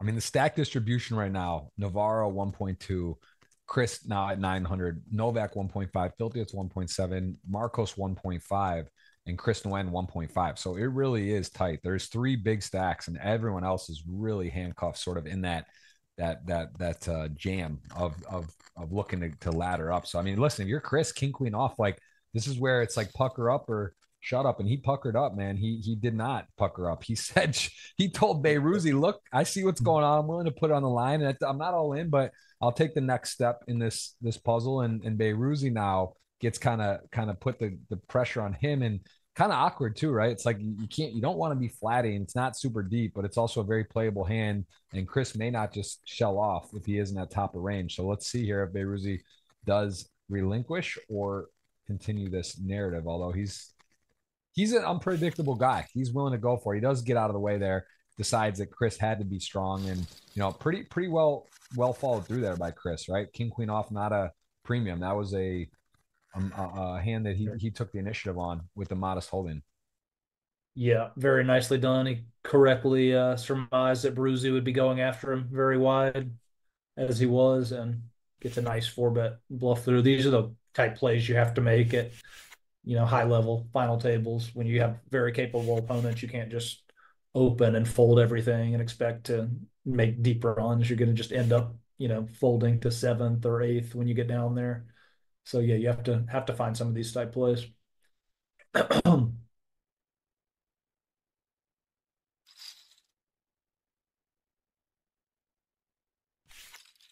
Yep. No, Novak also showing us again, not something we're not seeing today is fear. People are not afraid. There is a willingness to go for it. And at some point, though, ICM does get acknowledged. I think once in a while players sort of black out or forget about it, or they just get lost in the moment, or they know it's there, but the bright lights, the excitement, some of the household names, it's fun. You don't ever know how people respond. And do you feel that, Shannon, when you're playing in the Poker Go studios? When you're there, do you notice a difference when there's the cameras, the final table, versus some other times? Do you feel like there's a little bit extra added weight to understanding when the whole cards are up? Because effectively it's like the highest stakes live final tables where you get to see you fold, you get to see it later, right? Which is not the case when you're not at one of those. How does that come into play? Do you think that population tendency, people are tighter, looser, or is that where you really get to understand an opponent and that everyone's unique? Yeah, with having a lot of experience now, I don't think too much about it. I kind of just I'm used to different stages of tournaments. You feel the dynamic of a little bit that you're there, and there's cameras and stuff, but I try not to think about it too much or level myself into oh, this guy's doing this because whole cards are revealed or anything. I try to just stay in the moment as much as possible, I would say. All right. Well, this is one of those ones where Chris is again stepping out with sort of the similar type hand, ace jack off, king queen off, sort of bluffing but strong, blocker heavy, and Novak, who is got a tough ask here, but he is going to put it in with Jackson. This is unfortunate for Chris, who's going to realize that the gig is up and kind of ran into middle top of range, if you will. Jack's strong hand, not the nuts, but one that did put it in. Chris going to go ahead and get out of the way. I guess I'm saying on the other side of that too is that what about for you? Like where you're like, all right, hey, I'm not sure. I'm gonna get to see it later, kind of thing. Where like if you're like just to kind of reconfirm your belief. Is that nice, or do you feel that factors at all with you? And did it used to more than it does now since you play more that way? More of these tables? Yeah, I'd say it used to. I'm back in the day, I might be like, oh, I'm gonna get to see it anyway. I can just fold and not not lose sleep over it. Now I think like are pretty small in a lot of cases that you really have to just like take the edges as they come, and it is a nice benefit though. Like recently, I made a huge fold of trips at a final table, and then knowing that I was going to see it, I was really excited on break to pull up the stream as quickly as possible, and I saw that I was beat, so can I definitely be saw that nice in hand. cases like that. I saw that hand. It was incredible, but I thought there was no flush possible. And then I think I saw a Jonathan Little hand or graphics where there was a flush. Was there a flush possible on board or no? You're correct. Yeah, that there was no flush, and that I Okay. think there was just a mistake on John's Okay. Because I flip. remember seeing it. I thought I saw it on like a poker go or like a clip. And I was like, oh my God, I was like, that is actually that's why I thought. Cause I was like, that really is an insane fold. And then I saw Jonathan's. I was like, oh, it's a good fold, but it's like not as crazy. I think that's what happened. So maybe it was just a graphic Mhm. replay error. But yeah, that was pretty insane. Yeah. Well, Mhm. yeah, it's nice to be right because those hurt double, triple. Like it's to make the hero and be right is good, but when you're wrong, it's like that crazy, right? Like similar to Damo there. If he like, that's why it's just like if he actually folds and he's wrong there, it's so insane. Like you can't make that up almost. Like Yeah, to like a overcome lot that. of plays nowadays, like it's a very gray area between like being completely brilliant and completely just terrible, So it happened to work out that this one was like looked pretty brilliant, but if I happened to be wrong, I would have looked like a complete idiot. So it's a testament to how results oriented thinking really overwhelms us in a lot of cases. For sure. Well, there's a Damo that does get a nice run out 4.2. He is now your chip leader. Don't look, but it's true. He is officially in Wow, the very lead, barely, but didn't take long. Started in fourth. Now he's in first. wow. Did not take long at all.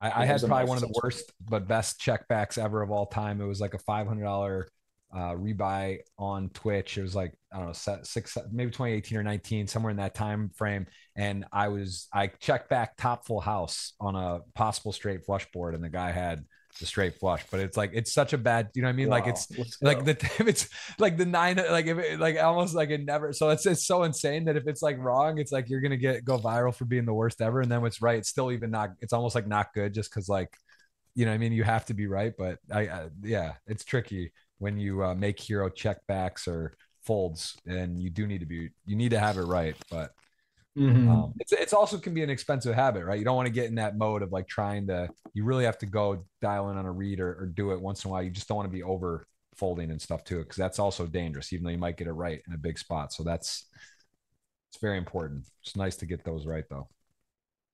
Definitely, yeah. You have to carefully consider your opponent, and if it's a case like it was in my trips lay down where you just feel like an opponent may never be bluffing in this way, you just get to fold like everything essentially. So always important to consider like how the hand played out, what is the magnitude of the moment, like are you deep in a big tournament? Um, what are my opponent's tendencies? Wow. And Wow, this Chris was is really getting after it here. yeah, he just Wow, a shipped it in, got snap ace fold. jack to snap fold, no Wow. club, had a jack, but yeah, I mean that was interesting. Filthiest Wow, very got nice hand. flipped the script on I there. mean, he Chris has found, definitely been super active today. yeah, this guy's going for it. Love to see it.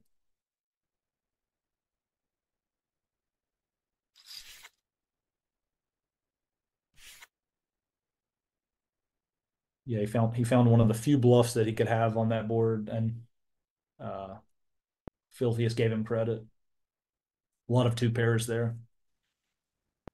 Although a lot of them would have fast played the flop, so it kind of is more likely to be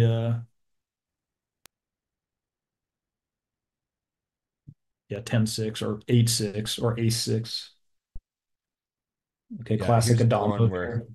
Novak just had this similar spot with Jacks. This time it's against Adamo's chip leader on the button. So even more like, all right, man, like really, like this is just this If you this is definitely not getting mucked, but if you want to make an exploit here, this is a good player to do it against, obviously, and go for the 4-bet call off. It might be punting in ICM, but if you think Adamo is likely to way overdo it with 5-bet bluff jams, you could definitely consider trying to induce. He just jams it and gets it through.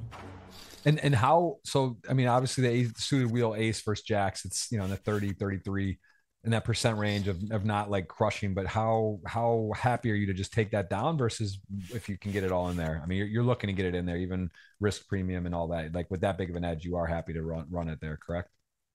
Yeah, I mean, queens you could think about, or queens you would very likely induce it. I mean, there are 3, 4 short stacks here, so ideally you outlast them, but um, especially in a pay structure like this, it doesn't look particularly top heavy. So yeah, probably the best play is just always to just jam the Jackson, take it down, drive him off his 33% equity.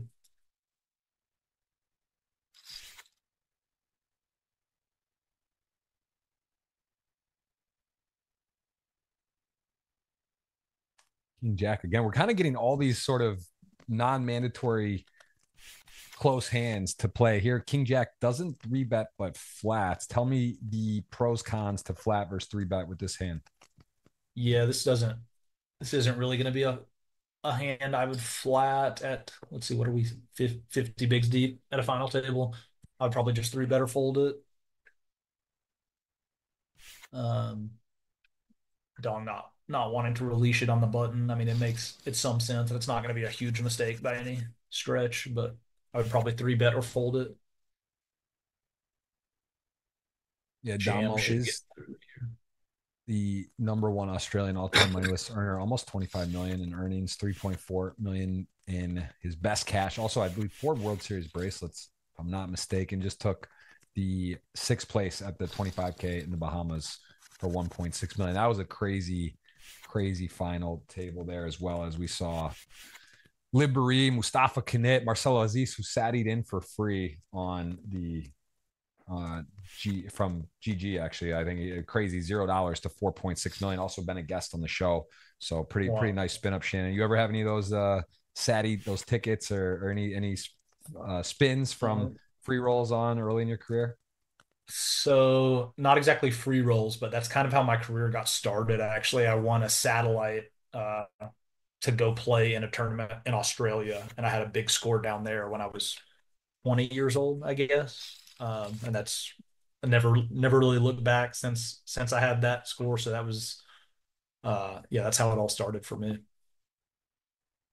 Yeah, it's insane, man. So crazy. So many poker stories. It's just, I say this again, I don't want to repeat myself, but again, a lot of people watching and sort of newer maybe to poker. This is some of the highest stakes in the world online. And also just a reminder that if you're getting in poker again, when you and I started, what, Shannon, how old were you? Were you like 17, 16, even younger? Maybe like you were early, right? Right around that. I actually started playing when I was about 18 as a freshman in college, Yeah. playing So we're seriously online and pretty, stuff. pretty similar, but when you're in college, you have no wife, no kids, no commitment, and you're 16, 17, 18, 21, whatever that is, versus being in like late 30s. And it is different, right? You just like, especially when it's starting out with free rolls or 5 cent, 10 cent, or $1, $2, $10 buying tournaments versus like, say you just hop in and from the real world buying in for $100 tournaments, 500 thousands, or these type of things. So you want to be careful, right? You want to take your time, and obviously the landscape has changed a lot since it did 20 years ago for us. So like nowadays coming in the micros is going to be different than what it was then. So I don't even know specifically how that landscape is, but again, take your time, do your research, at least understand the hand ranges, the opening stuff, get acclimated, do some practice, and just don't think you're going to waltz in and take down the best in the world or buy in for the highest buy-ins and just cruise. It's a fun game. It's an intense game, complicated game, and it is always evolving. So have fun, be safe, Very, take your time. And very we are well seeing, said. I always caution to new players. I expect this ace five suited jam. This is nicely done. I expect it's going to get through. I think Baruzzi would call them with ace jack off, but not ace 10 off. But yeah, I always try to caution to players to take things slow. Poker's a very long game. It's best to build your skill set, like play stakes where you can build your skill set and then slowly move up the ranks. It's if you want to do this for a long period of time, that's the only real option. I've seen so many people, as I know you have, just come and go in this business. It's a very hard business to last a long time in. So big games will always be there. It's most important to build your skill set and then get ready to attack the stakes as time goes by. And humility, of course, is so huge in this business. Like just winning one turn. Anybody can kind of win one tournament here. It doesn't mean you should like hop in the biggest stakes, or it doesn't mean you should put 25% of that win in one single tournament with higher stakes in the higher stakes games. Still best to have bankroll management. Yeah, it's well said. And it's again, it's tournaments in particular are very volatile. It's very, you just won 3 in a row, but that may be a lifetime. No one ever does that, or it's like one in a whatever. To win a tournament in a year, even it's difficult. It's difficult to win. You go through stretches. You see a lot of these numbers. People are putting up big numbers. There's big buy-ins. Doesn't necessarily mean how much profitable they are. We don't know how many rebuys. We don't know other stuff they're doing. So again, yeah, be careful, have fun, and this is the Champions League, if you will. To beat the best, this is sort of like a a flex or a you're competing with the elite. This is like the PGA Tour, just similar to Poker Go. You guys playing there. That is a lot of the toughest players in the world. When you go play sort of these open events, World Series events, other Triton stuff where it's again some of the best, but you're getting a mix, right? Whereas like here, it really is. It's like kind of showing who's at the top of their game. And I think for you, you've been playing more of that now, but what would you say is more enjoyable or more profitable? Do you think there's more is the like the open events at the World Series or battling with the higher buy-ins and against the top players? What do you find to be more rewarding and more profitable? I definitely think like the big main events, like the 3,500, 1,700, 3,500, like those are really great tournaments. And the more of those that you can play where you fire as much of your own money into them, the better. You're not going to make a living flying around playing like nosebleed tournaments. I mean, you're going to have to depend on the variance a lot because the edges are just reality is the edges are pretty small. Yeah. So, yeah, playing in high guaranteed large field tournaments, like that's the best way to like make it as a tournament player in my career, in my opinion. Yeah. Chris really going for it there with the Jack Nine suited squeeze. It's He crazy. came to Like play. he is on a mission, and he is not passing on any spot and finding actually spots that aren't even necessarily spots. He's creating spots. So definitely a standout performance thus far. See how it works out. 2.5 million. He's got a tough seat too with 2 of the big stacks. He's got Damo right there. He's sort of sandwiched with all the chips are weighing down that section of the table. Those 4 as another aggressive movement. And I'll tell you what, this is just one of those things where people are deciding that you can't just sit around. You're not just going to be able to necessarily ladder. Like people are fighting in here for chips and yeah, no one gone out yet. Have we even did we have one all in and call? I guess we had.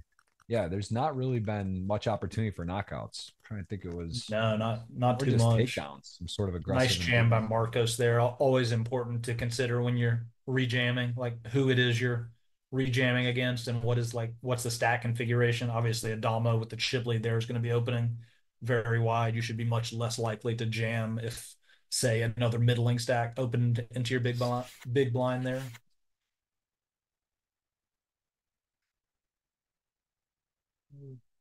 Let's see if we can keep up this theme of light 4 bets and this could also it'd be close. What you could almost just call this at these very latest position pairs. It's going to be close. I expect it. All options are on the table here. Yeah, Yeah, these I guys will. are this has been final table. a masterclass in aggression today. Honestly, like it's just been constant. Like it's almost like to the point of it's like, are they really going to go for it and go for it again? And at some point, when there's that much aggression, it's like, who's willing to take it to the next step here? But this is asking a lot. Like these are number 1 and 2, right? Top, Yeah, basically two I and mean, three. Baruzzi really has a great combo to go for the 5-bet jam as well.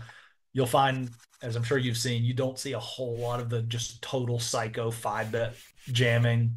The reality is, it's very hard to execute on these big stages, especially like versus Chinese player that I'm sure Baruzzi doesn't really recognize. He gave him credit for having it. Um, but I mean, you're seeing more and more 4 bets, but still 5-bet jamming it all in as two of the top stacks. I don't think you're going to see happen that much in reality. Yeah, yeah, that was again, Beiruzzi started number 1, has gone down a bit, but still right in the mix, has a good seat. Chris certainly been the most active, and I don't want to say this is the most active final table. I mean, I think early on, with not this many left, this has been certainly a treat of aggression. We are still 9-handed, and filthiest all of a sudden down to the shortest stack here. Chris Puetz is also very short, but blinds at 35K 70.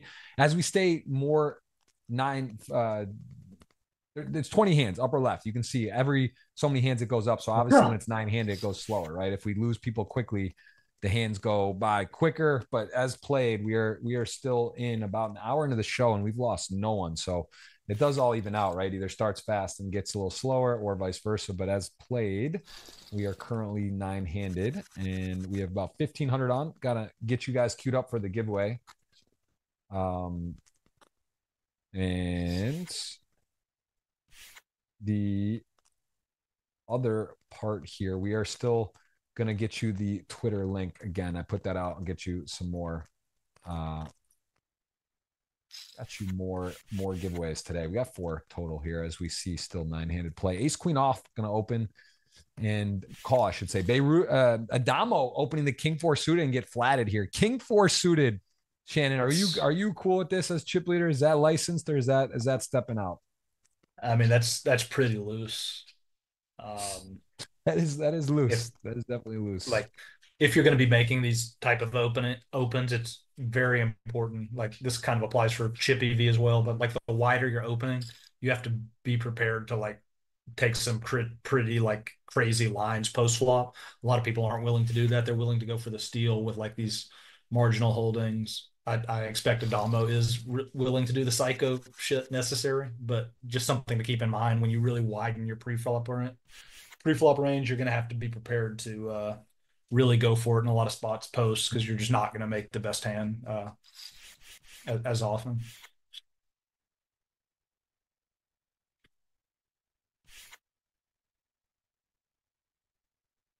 Yeah, well, doesn't get too much more out of line there as we see ace 4 off does call here. This is one of those ones that again, not every player plays the same. Late position raise may take an aggressive maneuver, also could just fold, does call, and both players miss, although the ace 7 has a better hand and a better draw here. And Beiruzzi, that's scary though, right? You see this, you get flatted, Adamo's calling wide. Like this is a tough one to just start attacking too. You realize he could check raise on a gutter here. He could have a pair already. So he does err on caution, opens the door for a attack, but Adamo also realizes he's going to be checking back some strong hands here too, not wanting to get attacked. So there's a little bit cat and mouse understanding and does go for a check. Adamo could start bluffing lots of hands with 9s or 7s in them, or queen high types or jack high types with a gutter. So no reason to bluff this ace high. You can't just bluff everything versus checkbacks. You will encounter players who at lower limits who just like when you check back, they will just bet everything from the big blind. So those are good type players to go for the traps against because they're just going to fire a lot of money in drawing dead against you very often.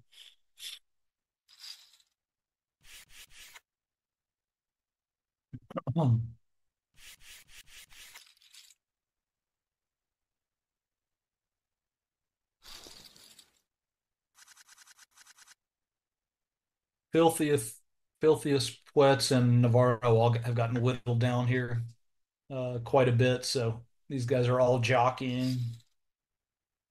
I expect we're going to have some carnage here pretty soon. Okay, let's see if Marcos likely just goes for the jam here. 3 stacks below him. You don't really want to 3-bet this non-all in and get flatted by Baruzzi.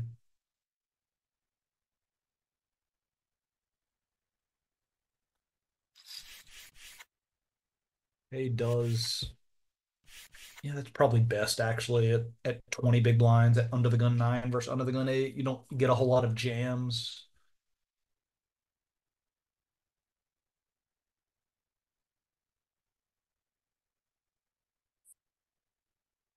So I think Baruzzi's probably going to take a flop here.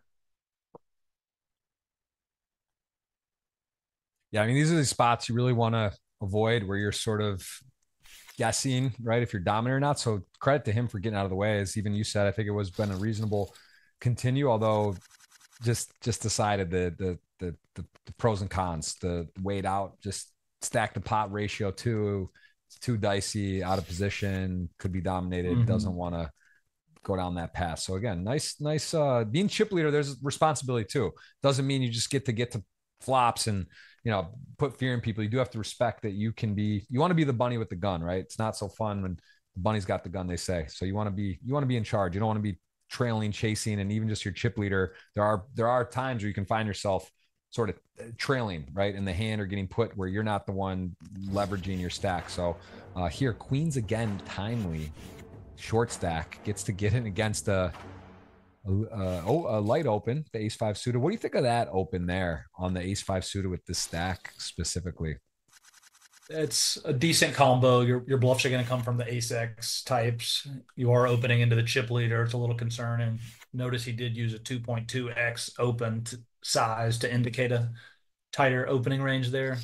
I'm okay with it. It's going to be pretty break even open, I would guess.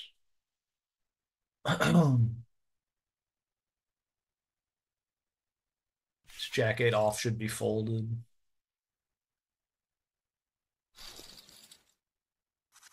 You don't get to defend nearly as wide with ICM when you're covered, and there's lots of stacks there that below you, so want to avoid those marginal defends.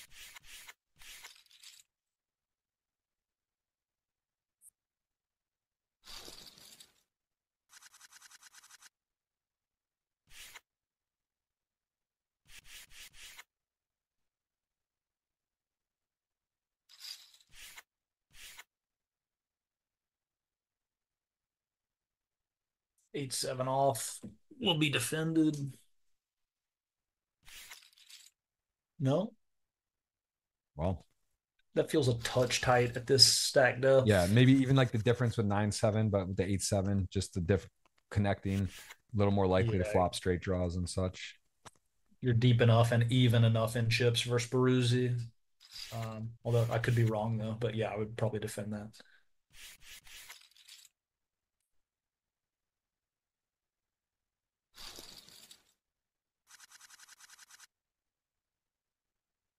Yeah, this has been interesting. This is, I don't want to say a record, but it's an hour and 10 in with no one really having to put it fully on the line. There's been some aggressive stuff. Navarro though, 570. The blinds are up to 40-80, so he is now officially not in the dream spot. Going to be likely taking it. Used to kind of think the risk premium sort of spot where you're like, oh, I'm the shortest and I want to take a chance to get back in it, but also with filthiest super short, Jack 8 here calling and trying to hit a piece doesn't seem like a really appetizing idea.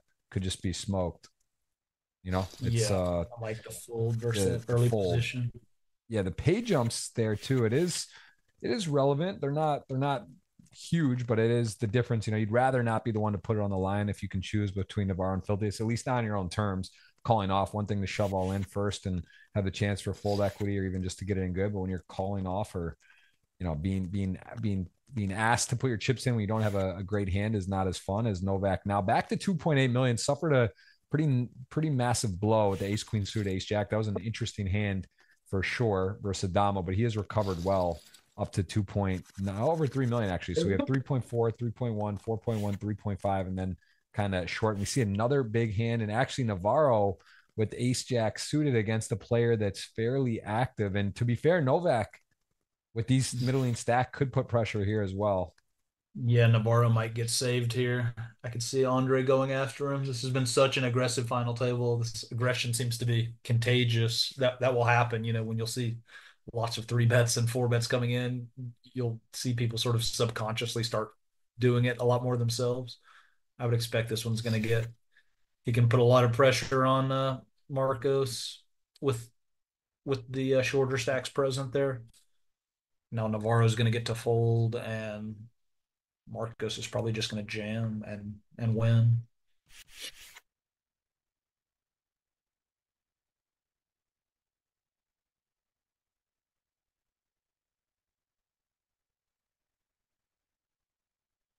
Yeah, he did take it. It does seem these days, the ace five suited, it's almost like a non can't almost though like can't like getting rid of that. You just like it seems too strong. The ace five suited, and he does take it and get bad timing there for Novak, but not a big hit to the stack. Navarro and Filthiest looking for chips to go in for others, but won't be the case. They're going to still be on the chopping block here as Adamo gets to work with the king nine. And something to be said about timing in tournaments. And here we see just 2 absolute napkins in the big blind, just complete nothing. And Adamo chips up again. So this has been a very interesting start to the final table. What I guess again, 2 super short, jack queen off. You can't get 2 selective at the same time. This would be unfortunate timing. Yeah, I think this one's going to go in.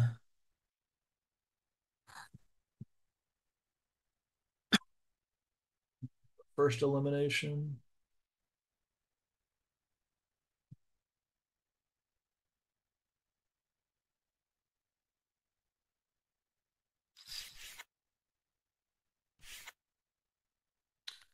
Yeah, likely. Kings, jack, queen, got the heart covered, so needs some spades, a straight, some jacks, 2 pair. Not a guarantee. Let's see if sweaty. That's pretty light. Need a turn, runner now, and a drawing dead. Not a good sweat there for the queen jack. Got no action on there all in as we see the good game clap and a number 9 finish there for Navarro. Not how I dreamed it, but again, there were chips moving. Could have gone a few different ways for him, but couldn't get it there. And now 4s for Filthiest, and he is going to pass as the shortest, but again, under the gun, 8-handed.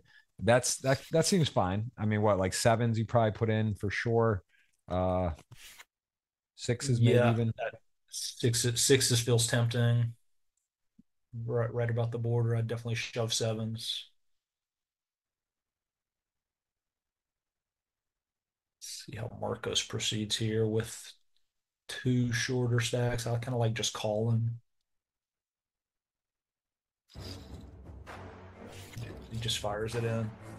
Figures that Adamo's super wide.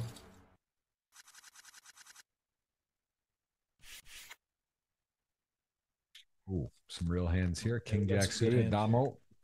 That is well in the wheelhouse to open. Ace jack also very much so playable, and against Adamo going to be doing well often, as is here dominating. King queen also a real hand, and then 10s on our short stack is going to be in. So it looks like we know Filthiest is going to be getting called. There will be at least a flip here, and see how it plays out, because Beiruzi trying to decide, does he want to flat or 3-bet? There is the short stack in the big blind to consider. So this will be interesting because it's going to go Filthiest all in. I mean, and this actually, our guy here, Ladev, has been pretty aggressive, but now he's going to get out of the way. And I guess Adamo at this point with the 3-bet, knowing that he's getting called there, and it is a powerful hand, but gets to kind of move along. So note that Bruzy could not re-raise here. It's not enough. Filthiest's jam is not enough to reopen the betting. It would need to be 640, 240 on top, but I think Adamo's still just happy to fold and see a collision here. Yep. 10s have a decent opportunity. The club would be good runner, or a 3 ace jack river card, 77% to continue 8-handed. and it is a paint scary card, safe card. Filthiest, your pick, Shannon, is in the mix. He is in the mix right now. So the absolute sweaty flip-ish situation. We knew a jack was gone. Some other cards there did hang on, and we will continue there as we play it out. As Adamo going to get right back in and open the ace jack suited. And we saw the fold earlier from Novak with what, 7-8, but 10-8 suited, closing the action with 30 plus blinds. Will call, and a pretty boring flop. Both players missing. Adamo down to under 2 minutes on the time clock. That is going to likely hit zero if he does take us to heads up play at least.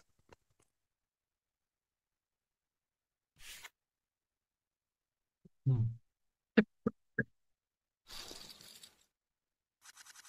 right. Well, under,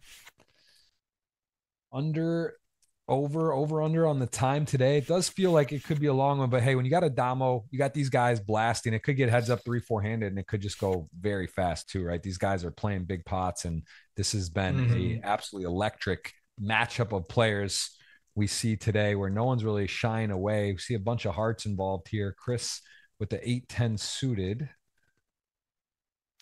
Risk premium, the lowest, with the shortest stack, and the two short stacks actually battling here. Top pair made. Weak kicker versus a gut shot. Backdoor flush draw, not good, but that size is attractive. Going to be hunkered in for at least a turn.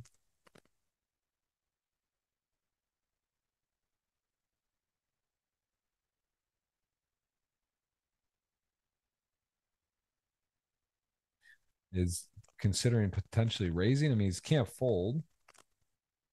Yeah, I like call here. You don't want to raise this and then get jammed on and have to fold out this much equity. But he does go with the raise.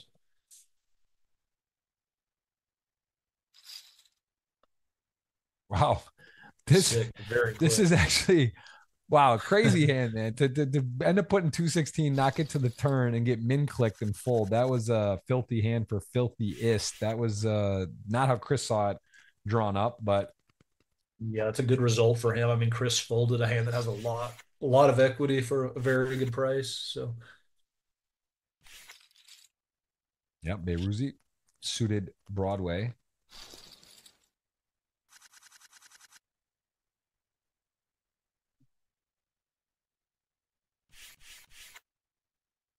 Ace King, tier one. Filthiest getting to kick it up here, as we just talked about the 7-8 and the big blind folding before. Here, Chris Nguyen covers, been super aggressive. See if he decides to go to a flop with this. A little different school of thought than Novak. Here's one of those situations where starts out innocent, right? I'll call one big line, then you both flop. Ace King, top pair, top kicker, 7-8. Now, same thing, right? It's like no set, no bet. You get in all of a sudden, all right, well, now I got backdoor straight draw. I got a pair, 7 or 8, probably good, which it is. Price is good. Going to be seeing at least one more. Pick up a gut shot. This is a tale as old as time, right? The here we go now. But size wise, 6-7 does make a straight. He has a 7. Filthiest feeling likely strong about his hand, but also realizing the board is fairly connected. So he does go for about a half pot bet. we'll see if Chris wants to do his jam again that got filthiest to quick fold. I doubt that I don't know if that hand has error. I guess maybe it has been shown on the broadcast, so maybe he saw that worked before. But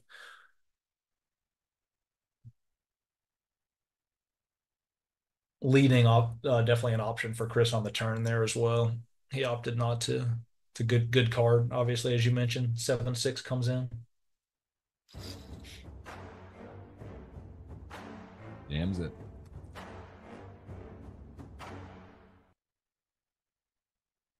A lot of notes today, a lot of interesting hands, a lot of aggressive hands. Yeah, chips have been flying here.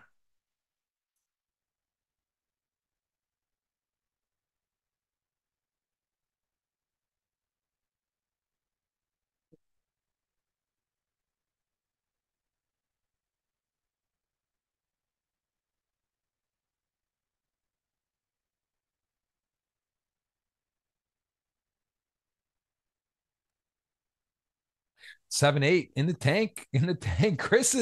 He's got the sticky rice ordered for lunch or dinner tonight. He is absolutely not giving up on pots. And this time, though, it's not an aggressive way. He would have to be calling off. And I don't think he's really considering it. I mean, we've seen hero calls. We just maybe watched the Hustler, was inspired by that Jacks call on the board where Alan Keating was fired in. And we've seen some, you never know, man, what people are up to, what they're thinking, what they're doing, or what's happening. Just never really knows. I mean, he blocks ace-8 suited a little bit, and he blocks 7-6. That's not too relevant. The 7-6 not going to go for the open here pre-flop very often. But yeah, I think he can still just call. There's lots of aces that he can call. I don't think he needs to reach with a hand like this. I mention you guys once again that the link is there. If you guys want to retweet and guess who wins, you don't need to be right about the guess. It's just to have fun, but you can retweet it and I will pick a winner for $50 cash. See, about 20 of you have done that so far. Already paid out the winners from last week, and we'll select again today. And we will have 3 giveaways from GG tickets today. You got to hit the thumbs up and be subscribed, and you will be eligible with the keyword later in the show. As Chris is burning some clock here, Shannon. This is not a normal hand, not one you would often see. I think Filthiest, he's got a little checkbox at home on an Excel sheet. Wild, super wild, insane, nuts. And he's got somewhere Filthiest there. And he's thinking, man, this guy, if anyone could have Jack 10, if anyone could have King, Queen, or clubs here and miss, maybe it's a 7 of clubs that could save him. Maybe it's that close where he's trying to find ways to talk himself, and he's just like, this feels like, maybe he thinks he's not going to shove all the ace jack or ace queen. So is it like, okay, he's going to call. Look him up. That is gross. That is a gross hand for Filthiest, man. And credit to him getting to get called there. Chris is not afraid, but also giving Filthiest the respect that he's willing to bluff in a spot like that. That is an atypical hand for this stream, right? You do not see hero calls in that function at file tables for big spots, and doesn't get it right. But as I mentioned, who knows what was going through the mind there. Chris had a read, he had a thought, and listen, credit, man. It looks silly when it doesn't work, but you got to give him, he's got heart, right? He's playing to win. He's not saying, hey, I'm just going to sit back and be passive. I'm going for it. And at the end of the day, he still has 350. It's very short, but not out. Chris Puett's also very short. And we've seen 1 big blind spins to wins even in the last couple months here. So it's not over. But I was surprised to see that. Yeah, as we talked about, the line is can become blurred between it being a great play and a terrible play. If Filthy showed up with Jack 10 there, we would have been talking about how brilliant he was. So I need my aces counter on today. It's more than the cortados I've had today. There's been 4 or 5, and we are seeing another aces and another time of ace wheel gonna get ran into behind. So the timing has been crazy that like there's been 3 bets and then the 4 bets have been woken up by the monsters behind. So we haven't got to see things completely play out. And Filthiest is saying, hey man, why are you picking on me? We're rocking the same flag. You just really don't have it. He's thinking like, aren't we boys? Like you really got the suited wheel or the king queen off. You don't have the true hand. He threw the emoji kind of like, hey bro, that's not cool. Yeah, Filthiest is having a blast. Well, we just talked about the 5-bet jams with these type hands aren't really. Wow, he does execute it into aces. Beiruzi. Do we get a sweater? God. Is this just clean living? Oh my God. Pause. Feels River, like it's coming. Maybe a slow peel for this size pot. Is there an activation of a slow peel? Oh, Band-Aid. Wow. Hold. Beiruzi. The Roosters, get them out, man. There it is. Novak is going to go and bow out, and chips will be flying. And the Chris's, they're like they're brothers with the stack. They don't even have a million combined. They're hanging on. They're pay jumping. Novak going to say, hey, I stuck in there. And Beiruzi had some words on the way out. Didn't see what he wrote. It was small, but that is so sick. The D-Negs emojis are out, and Beiruzi is back where he started. Chip leader. 6-handed, 6.5 million action across the board. Beiruzi going to get in there, mix it in, and everyone's got something decent here. Yeah, no, Marcos went for it pretty quickly there as well.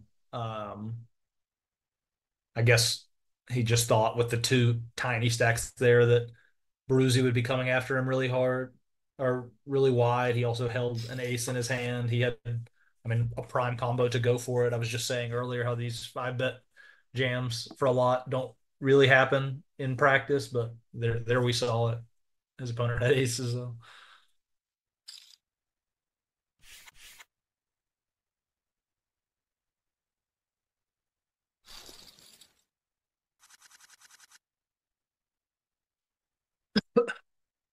What aces? We've seen five, four or five for sure. For sure, four. Maybe it's been five or six even.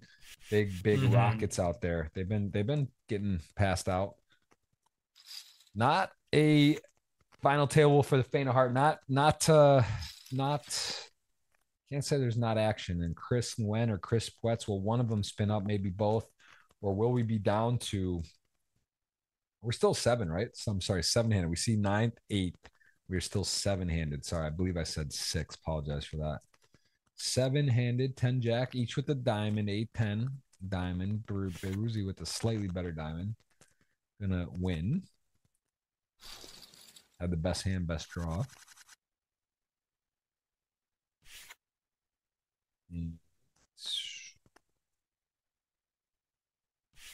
The deuces here. We saw deuces opened up our show with an under the gun raise. This time deuces in the cutoff against a short stack. Is there? No, I can't. I'm saying no. He's not shoving. Obviously, there's a 4 million stack there. He's going to go for a little meat on it. Make Chris put more in than a min raise. With it being said, pretty reasonable hand for that set with only that many chips. About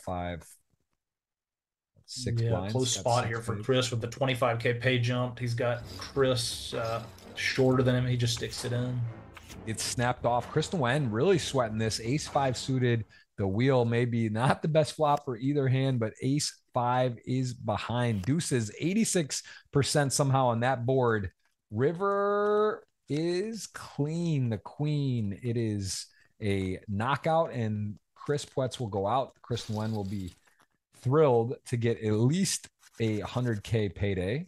Lock that up as what, three blinds, four blinds, three and a half. Got 300 bigs, almost four blinds. And hello. Oh no, never mind. I was gonna say, could he jump Oh again? boy. But no, the aces might are a favorite to get a double. This is gonna probably be some big pot here as well. Yeah, this money's going in pre. Which is so actually, yeah. I mean, it's 20% of the time, but Chris could pay jump again. The chips will be in the middle, cards on their backs, almost for sure. I guess there's no. It's he's too short, right? He's not flatting. He's not click folding. He's covering by 2 million. So pretty big hands. Six-handed queens aces.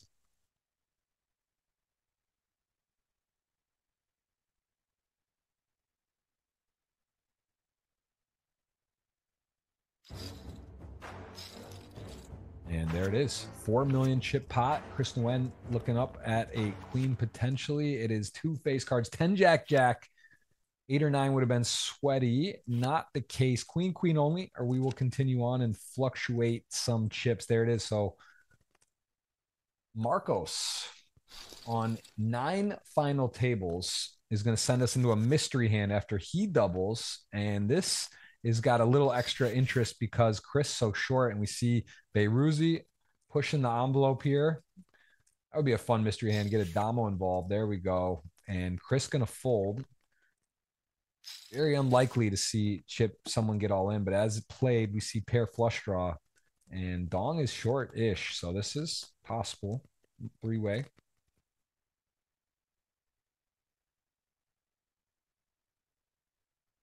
Really is like a box of chocolates, similar to Forrest Gump, who mentioned that you never know what you're going to get at a final table. It's always a little different. It's just a little different.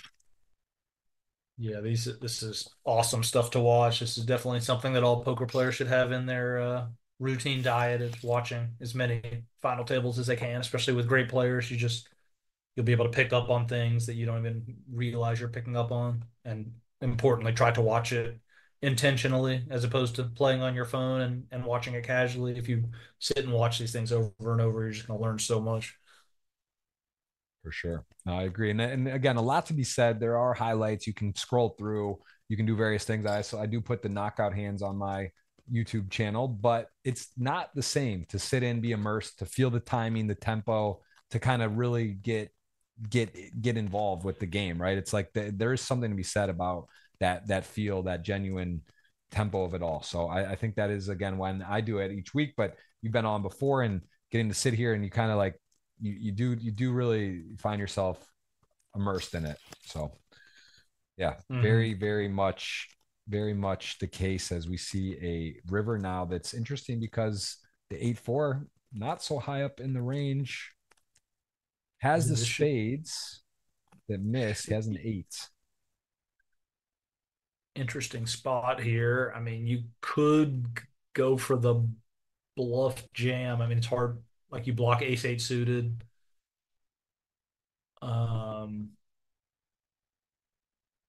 Yeah, another one of those spots where it's probably under executed in practice, just going for the suicidal triple barrel for a lot of chips at a final table.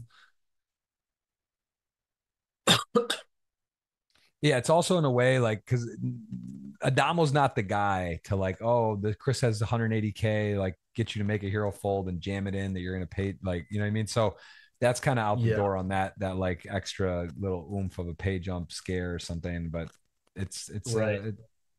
Adamo though, you know, this could be interesting. Maybe does Beiruzi think there's a world where he has the best hand as well? So he actually puts it up to 2.1. And are we going to get to see a time bank here? Are we really going to get to see, is this what the mystery hand is? Is this, I mean, for me, it's not that close. I don't like having the spades. I don't see a ton of bluffs, but I guess there are some. Chris was short.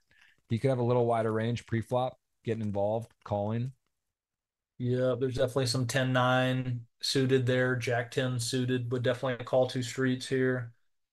Um, some some spades, although he's less likely to bluff them. He's pretty likely to have ace queen off. He would definitely just call pre 8s and 7s. He would just call pre pocket 8s and pocket 7s. Jack 10 suited makes a lot of sense, right? You pick up the double gutter on the turn, you have a gut shot kind of over, maybe backdoor Jack 10 of diamonds, something like that, where you're like, you're in there, and then now you decide you have to bluff. I mean, obviously, I think I speak for most of us where we would be folding here, but he is curious and could be something like that. And Adamo's definitely ticks the boxes of a willing and able to bluff, so that helps. But can't wait to see this one. 9. Wow, he did have 10-9. Just complete savage. Crazy. Beiruzi was curious, man. He's a curious millionaire. He was debating. He thought about it. That would have been an epically ridiculous fold. Also at 6.4 million. He's cruising though. And he does get out of the way. Queen 9 now going to get looked up. Dong also started out in second, not really having a dream final table. Could eliminate a player and chip up here though to over 2 million and be down to 5. Jam this one. All right. Well, ace jack ahead. Pretty fair fight though. Queen 9 needs help quicker than normal here. River 9%, almost 10%, 9% exactly. Queen or 9, not going to be the case. Just going to bow out. The Chris's go out back to back, 7th and 6th, 5-handed poker. Got to get the giveaways ready. Must hit that thumbs up and be subscribed. We'll get that at 4-handed. We'll do that. Please do not spam. You type it once, twice if you're feeling lucky. Don't need more than that. Try to have our team not pick someone who is spamming, but you guys will have the keyword to put in the chat. You must be, again, hit the thumbs up and subbed. And we're down to 5, Shannon. It took a while, but things are moving along now. Things are moving along, and no one is short at the moment. Well, we each have 2 players left for our personal bet. Should be a good finish. Yep. So what do I have? 6 mil. Got a slight advantage. Wait, I have Adamo in Dong, right? Dong, right? Yeah, and you have Filthiest and Beiruzi. Did you also have Marcos? I can't remember. I thought I had the Estonia flag. Was there another? Yeah, I think I did take him. Am I just? Oh well, you might have 3 left. Yikes! Chalk. So it's even. It's 9 mil about to 9 mil. 10 mil to 10 mil, actually. Exactly. 3-2, but even on chips. I think that's right.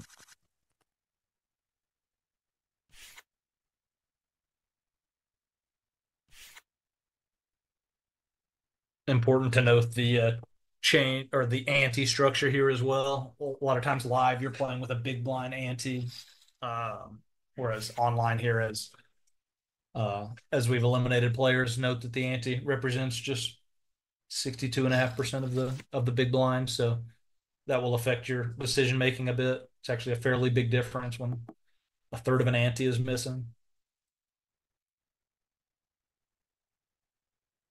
9-6 offsuit defend feels close, particularly for the reason I just mentioned about the ante being smaller.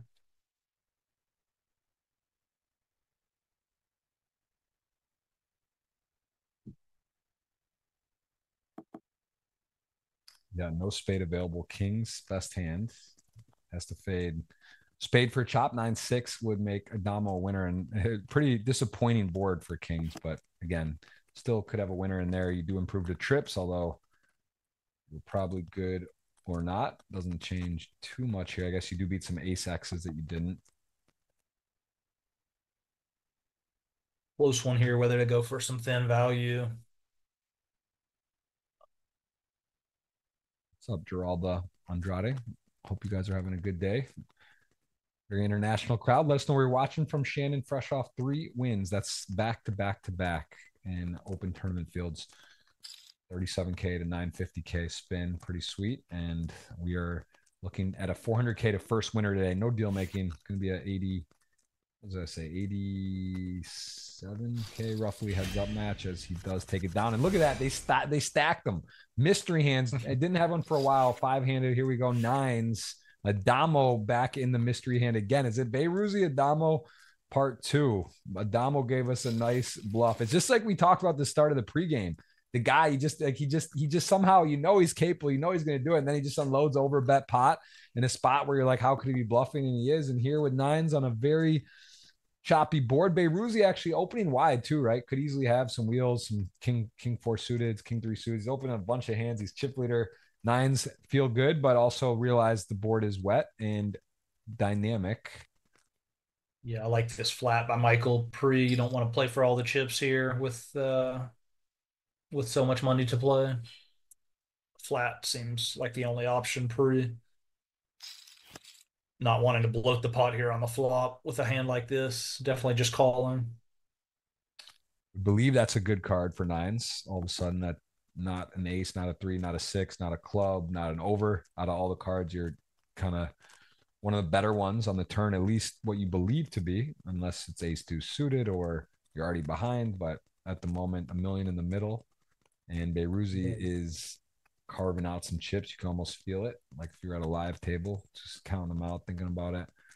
But let's see here. 740. It's a big ask. 740, about a 3/4 of a mil.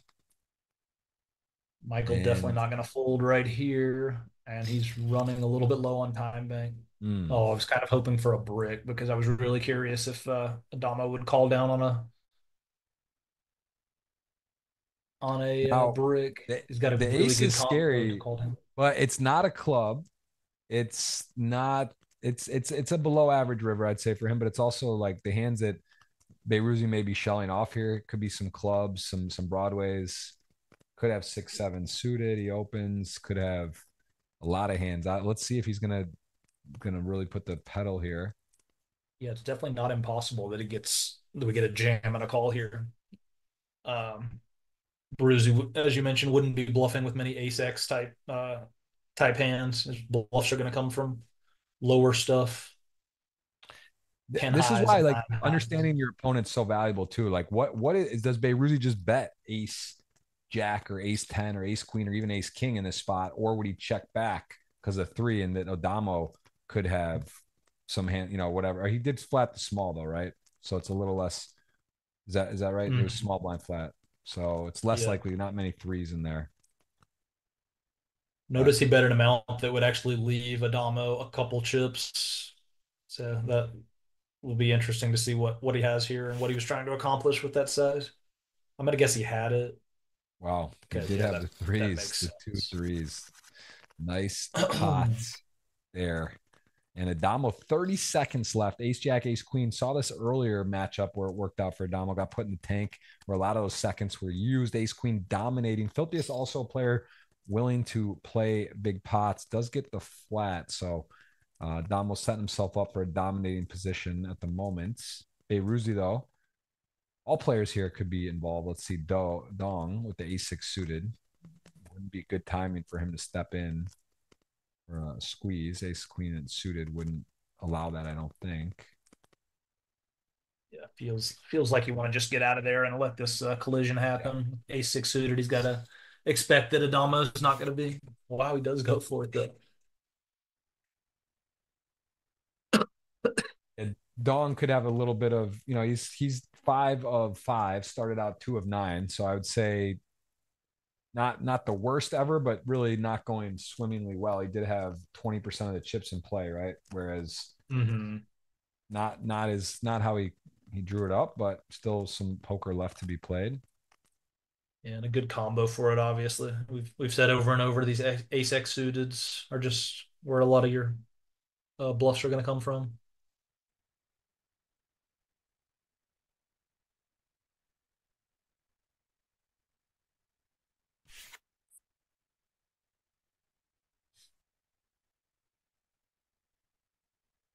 And Adamo's basically at the top of his flatting range here.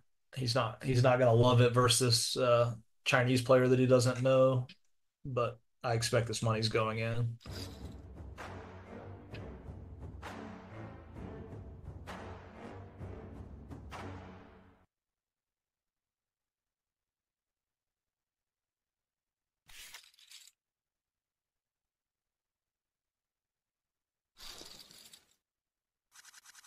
Yeah.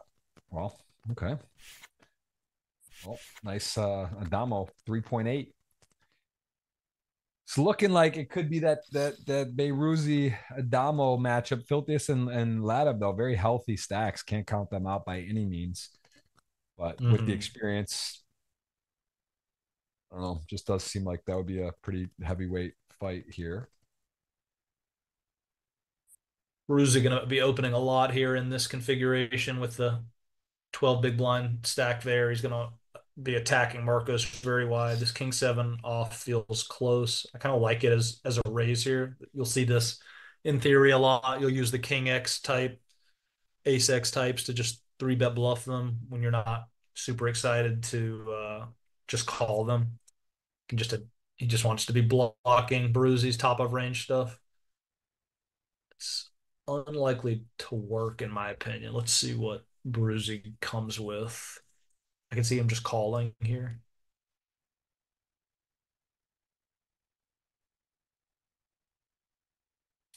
It's kind of at these position pairs, it seems like too much hand to 3-bet bluff, 4-bet bluff. That is what he's going with. It's going to work.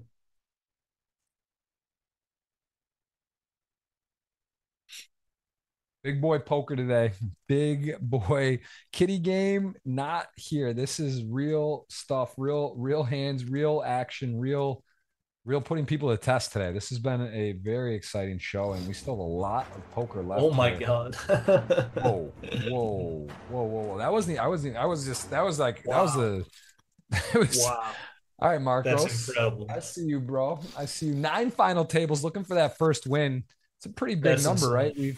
Right? There's players here at 0 prior or 4 for Chris Nguyen, but 9 is a big number and made a big play. That's going to earn him the chip lead at the moment. See if he can avoid a bad situation here as he's dominated. Both suited ace, queen, queen 8. Pretty good hand, though, to get in the mix. Queen 8 suited. There are some troubling flops, but also some nice ones, and that is 8 high. Is a good start. Ace queen, man. Shannon, I talked about this. I know you've heard me say this in the past over the years. Ace queen just always feels like a tricky hand to play. It's so powerful, but also very rarely like actually hits. And give us like an ace queen trick. And I know give me like any tip or some kind of for the audience out there that maybe you could think about it, how to play this hand a little more effectively. Yeah, a lot of times you get to flat ace queen playing for chips. It's hard to get too much value or it's hard to like three bet and get multiple streets of value very often with ace queen in a lot of cases. It varies, but in short, yeah, you get to flat it more often than you would think.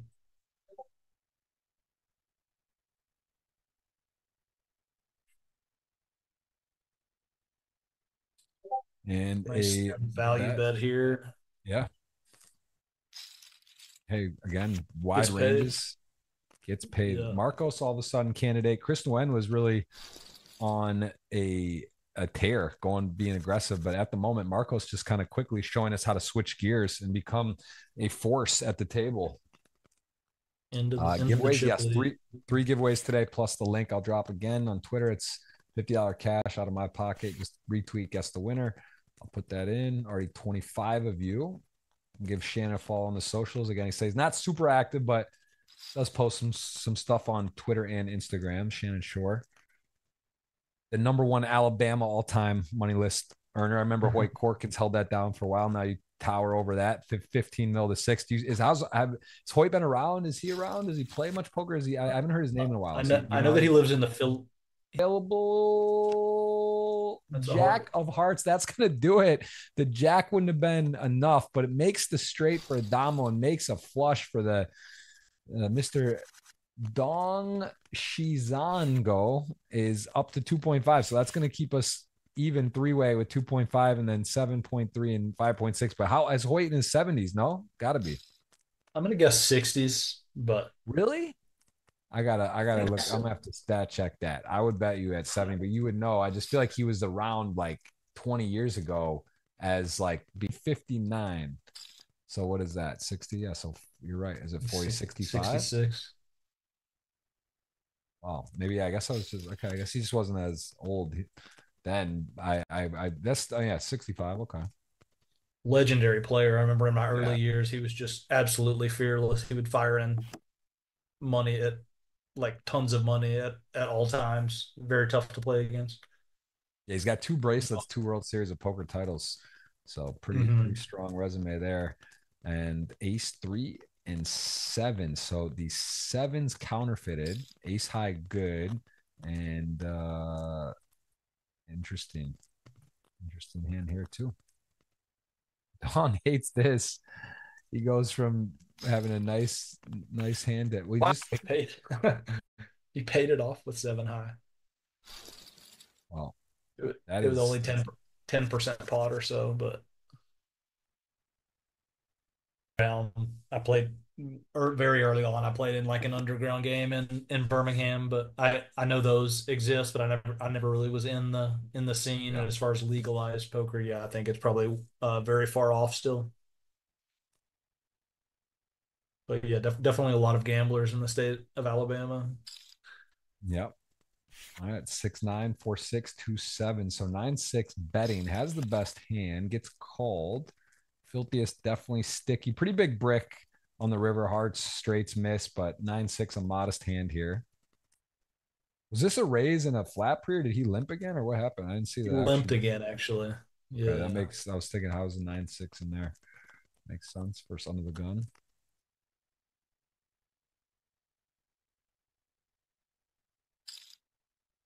And Adamo's at 3 certainly, as we Mhm. know, his player profile not going to go away, as most wouldn't here with the suited king there facing a raise. Just calls, and we see it whiff, ace jack in the lead still. These guys play without breaks at these final tables. Is that right? Yep. Yep. If you need your restroom, please, by all means, do so. Take a quick break. I may have to do that before the show's over as well. We are gonna play to a winner. We're gonna see someone take home 400K and a possible repeat champion in Adamo would be 9, Beiruzi would be 2, and our other winner was Novak. So that is we have 2 people that could be first time and 3 or I'm sorry, 2 that could be repeat, 3 first time. And all our picks are in. Pretty good picking from us so far. Got a sweat. Yeah.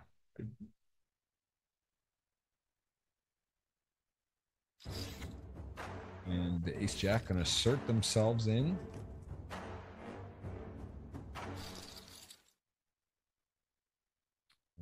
Our payouts are displayed there. 150 locked up.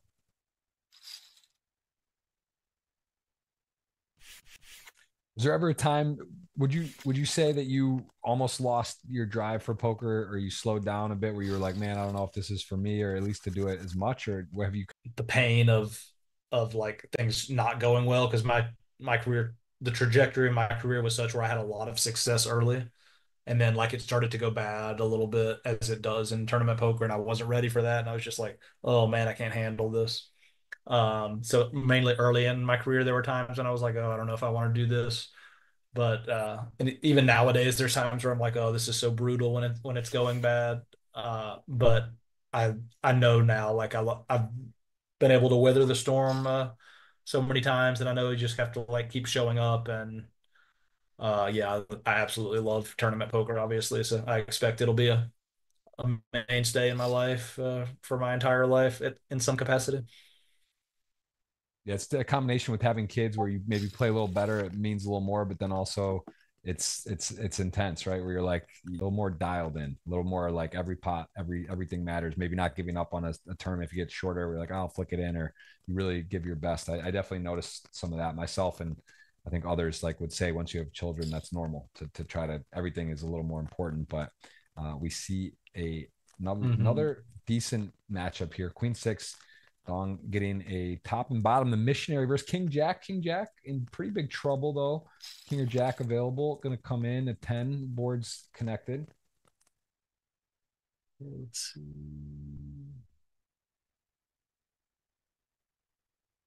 Dong probably gonna bet about. I'm gonna guess about a half pot bet is coming in, and it's gonna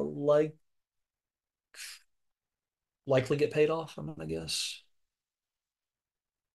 Blocking straights. There's still lots of flush draws and straight draws that miss. It's gonna be a hard one for Bruzy to fold. He checked back. Well, does Dong's it. back in it. Hey, Dong not going to give up, man. He is started in second, sort of tied for the bottom, but it's tight with the other guys, Filthius and Adamo. Apologize. I'm hearing there's some audio issues and some other issues. Shannon, I got to say, you're a great poker player, great guy, but technical stuff. We had a show actually crash last time in this tape. People are saying the audio and stuff's messed up. I don't know what's going on. Shannon, we can't put it on him. It's not his fault, but it is a coincidence. So at least the lights are on, and a apology. We got 3 giveaways plus my $50 Twitter Jeff Bros Poker giveaway, $200. Hope ease the pain a little. Hopefully 4 winners out there tonight, but do apologize on that. And they're not sure. They're looking into it. It's a YouTube thing, we're being told, potentially. So we'll see. We'll see. But as it stands, we are going to keep it rolling and see who's going to get this done. As Beiruzi on the Jack Queen Deuce, 2 overs. How do you approach sevens with this spot? You can't just give people credit for a pair instantly. Jack pairs, that's actually going to weaken the case for Marcos. How do you approach it? Yeah, he near the top of his range after limp calling. Yeah, Marcos is gonna be ripe with a bunch of like he's gonna be raising fairly polar, so he's gonna have a lot of dust on this board. So I like calling one street, turn check, and now river. I think just check and hope to win. He's gonna face another bet though for Marco once he does check. Ruzi running low on time here. Yeah, Damo clinging to that 3 seconds, but effectively 0. And Beiruzi now burning clock, knows every pot important. He's actually going to come out betting, and that is certainly not a ton of weak queens bet. So it's, does Beiruzi bet with queen 5 here, for example? That size? I don't know. Quite possible. This strikes me a little bit thin.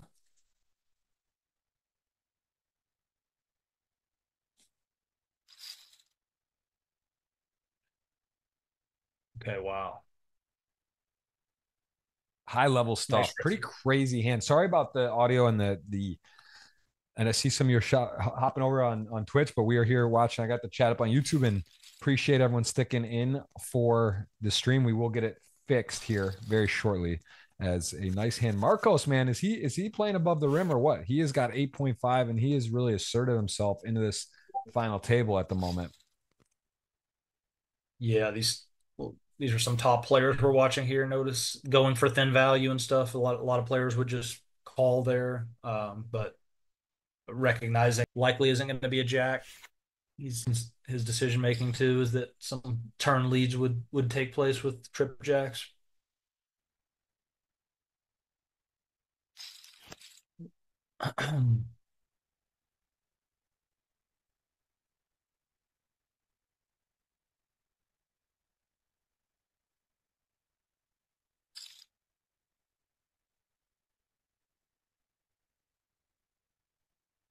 Well, top pair versus is a 9-high flush draw on a paired board.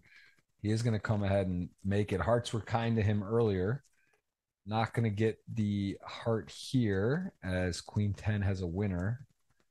And one of those things you don't want to be doing is he's now with 9-high flush draw missed and going to potentially be put into a spot, which is tough. It's not fun when you feel like you have to bluff, but you don't really like it. And maybe someone's got something in here and you have the hearts that miss. So this is not the dream spot for Dong. Curious if he does try to bet something. Yeah, not exciting when you have hearts. He is near the bottom of his range. Nicely done by Filthiest with the river check there.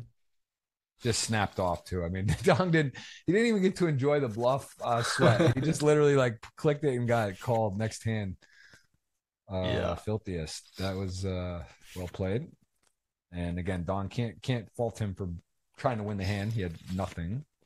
Size wise, too, he went for it a little bit bigger. Ace 9 suited 5-6 now. A little bit bigger. Ace 9 suited 5-6 now. Adamo 3-second clock using with holding on to it. Ace 9 suited is thinking.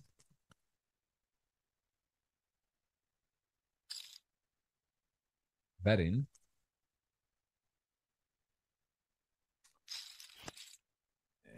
The two pair comes home. Ace 9 no longer with the path to win other than pure aggression, and Adamo with a cheeky two pair here, but the lead, man. Adamo's really got a lot of moves, right? You've kind of, how is he going, which way? And then he takes a lot of the outside of the box options. Not like that's a crazy lead with two pair on that board, but he's just very much so keeping you on your toes and guessing here as he is fighting on a 3.4 million stack. A7, queen deuce suited, can just jam here comfortably. A7, good hand, blind on blind for that amount of chips. Not really inducing, and also just figures to have the best of it. Does pick that up. Lines are up 61-20. We haven't seen aces in a while. We saw an ace spree. We saw some huge pairs.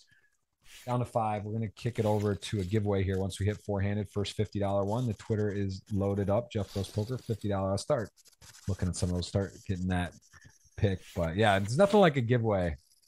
Nothing like winning $50 ticket and going for a spin. I've seen some crazy stories. I remember on Party Poker, it was a $100 ticket for $670K. Ended up taking. There was back in the day. I've seen a lot of crazy stories. You do hear about it, like the guy at the Aussie Millions, first time playing the main. I think he sat it in and then he won it. I think that was against Ben Heath. Heads up. That was back. So the nothing like a good spin satty, or not a satty. I'm sorry, a ticket, a free roll ticket to make something magical happen here. As King 5 suited actually limping on these stack depths, and that is interesting.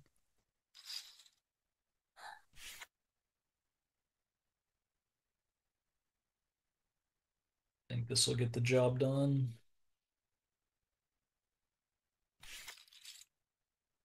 Yeah, King 5 suited not playing super well. That's always like the limping on the stack size. You just kind of wonder how balanced is it, right? Do you limp the kings there? Is he going to put that in there? Probably not. So it's just like recognizing and then also having a hand that you can fight with right away. And did happen to have a decent hand. 6 is not everyone's going to take that line either, though. Ace Queen opening, and we might see another showdown with Adamo and Beiruzi. And Filthy is going to come in with the King 8. Limp, though. Beiruzi limp, Ace Queen off, cut off. Yeah.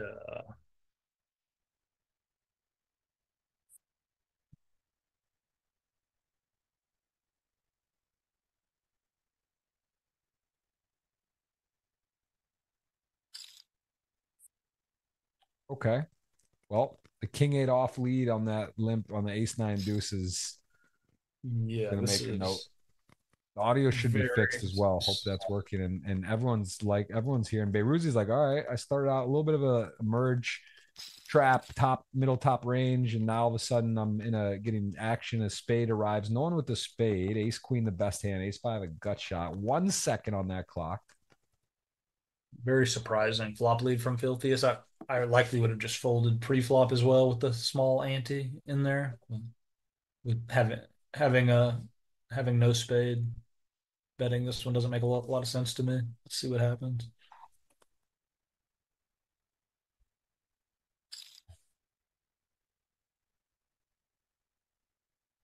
Interesting attack here. 12 seconds on the shot clock. We could see a double heads up shot clock. Gross spots Guest for Adamo request. here. And does hang in, doesn't get rewarded with the 4-5. All the 4-5 would be good. It is a spot where I guess he's just saying, hey, I got top pair. Could be some king spade or some kind of bluff spots here, and check back. Beiruzi good to get the value, goes for a big turn bet and check back river. Nicely done. Nice pot for him. Nice play there on a scary board multi-way.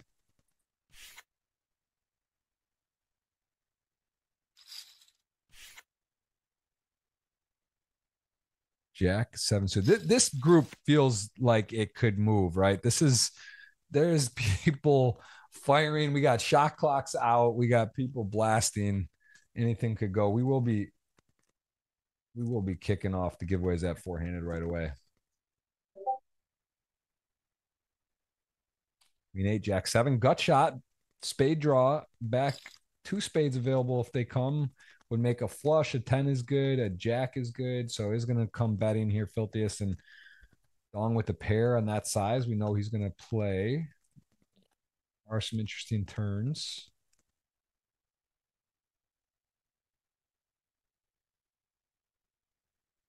Yeah, very small SPR here. Dong has to at least consider like whether to just go for the jam here.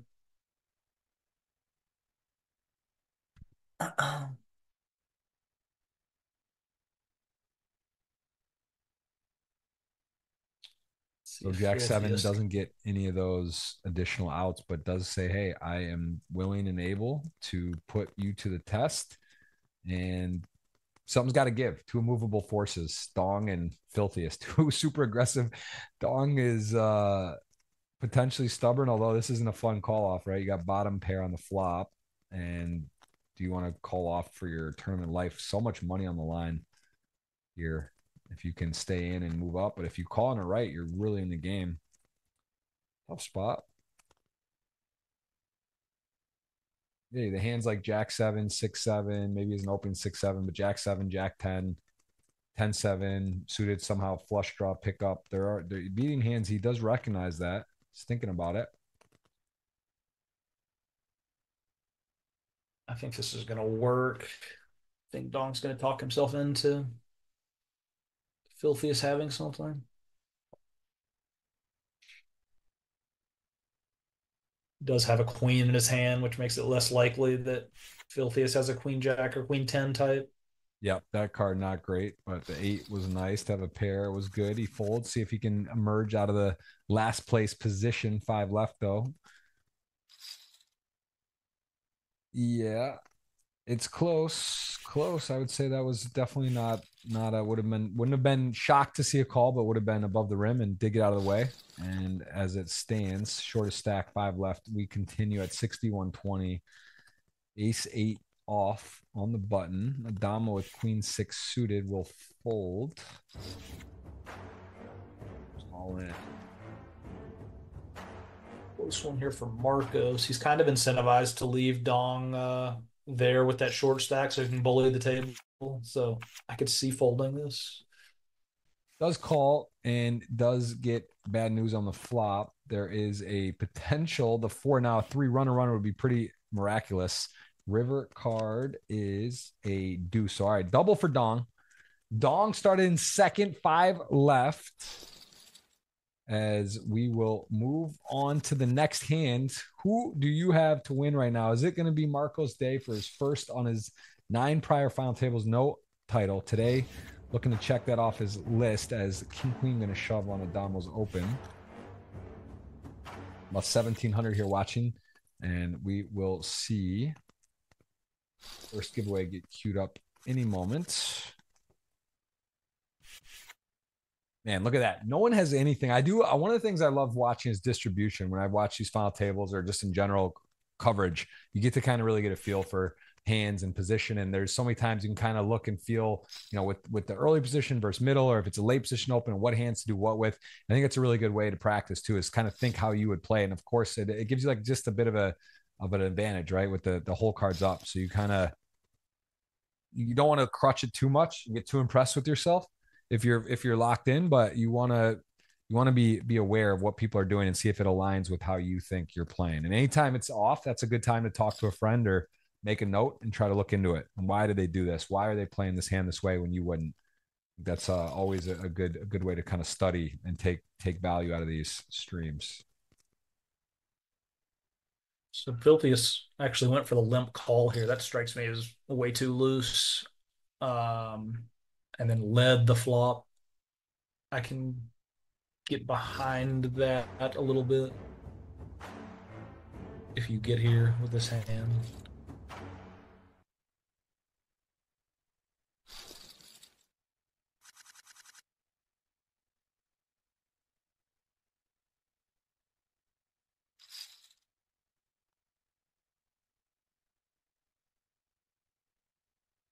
Some real hands, sixes, ace eight suited, call.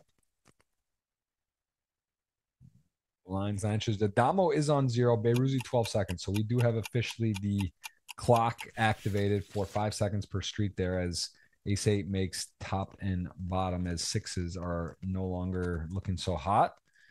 Beruzzi may tighten the gap here almost to 5 million if he's able to get to showdown, which imagine will be the case.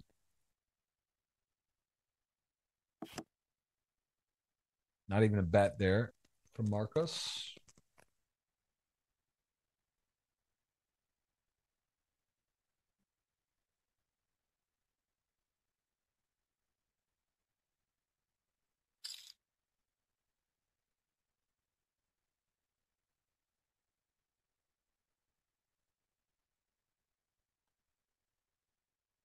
Now a bet. Nice. Sixes. For Marcos here.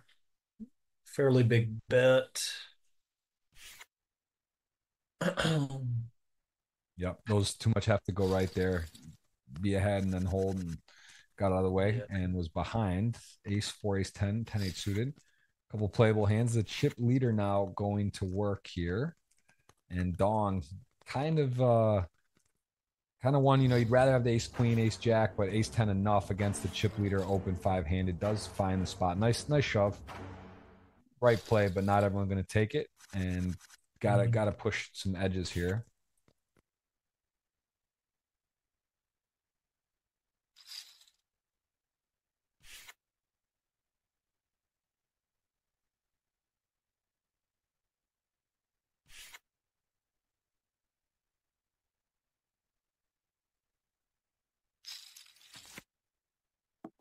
Ace 9, queen 10. Queen 10 with the spade. Ace 9 suited, best hand. These are always fun to see when people miss and who can be more aggressive. Queen 10 is sort of wrapped around some interesting jack of spade there, but nothing really going on. See if he wants to make a meal of it. Yeah, now facing a half pot bet, it's going to be a little tougher to continue. If he does so, I think it'll be in the form of a raise. Notice he does have both a heart and a spade, kind of the magic suits. Versus a small bet, I think he definitely would have raised. When you say the heart and the spade, obviously the spade's in the back door, heart's not really making a flush, but you're saying just because how does that impact the hand when you have that heart, but you couldn't actually make a flush even on the runner? You mainly because you block continues, so Adamo's less likely to have a hand like ace king or ace queen of hearts that or he cannot have that hand, I should say. You just block your opponent's continues, so very often it'll be the case that when you have both suits in a situation like that, you'll go for the check raise.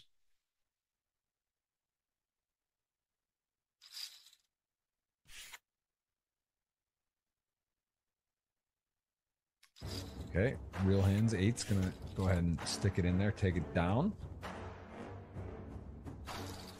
This final table has Filthy definitely has been done well to hang with the final table today. He's really been in the mix, and gonna see if he can parlay it even more here. Very experienced final table. Not a lot of appearances for him, two only, making the most of it today. And Beiruzi has 60 appearances. Novak 128, Adamo 176, Marcos 75 times played the tournament. Give you a little perspective on the experience level of this, which matters, right? You play at the Poker Go Studios, you play at certain formats, arenas, areas, tournaments. You get to know the structure, the feel, the players, and it does actually carry a lot of weight. We saw that pricing from GG at the beginning, which you can see the odds at the final table, and there is some factored in on that, not just the chip stacks. It's based on the ability, then some of these stats that you're looking at, their ability to win, to close, and experience, as well as, of course, the chips in play. And Ace 10 again for Dong. Again, the best hand. Again, not really going to have anyone able to contest, and he is going to min raise.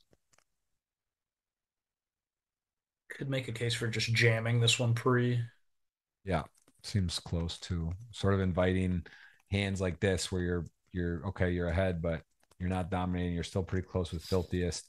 Chips are important, but if you induce, if you feel strong enough to get a 3-bet and go with it, although that's even like that's the question. Are you playing this hand as an all-in and to induce or not? Because it's not really like a strong enough fist pump induce. You may still go for it, but that'll be interesting to see if he does follow through here and pick up some extra chips by playing it this way.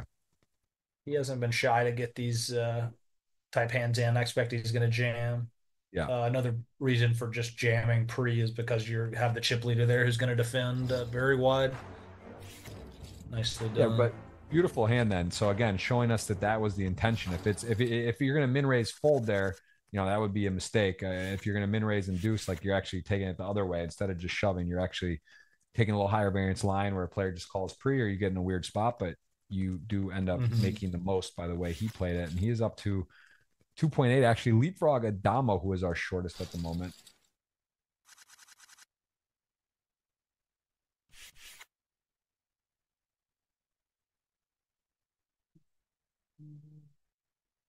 Filthiest going to jam over this open, most likely. Oh, it just jammed, of course. Yeah, that makes sense. Only 20. Gonna play some jams, a lot of jams on the button there with just 24 big blind effective stacks. It's really hard for their opponents to call off. Notice Filthiest snap folding the sixes.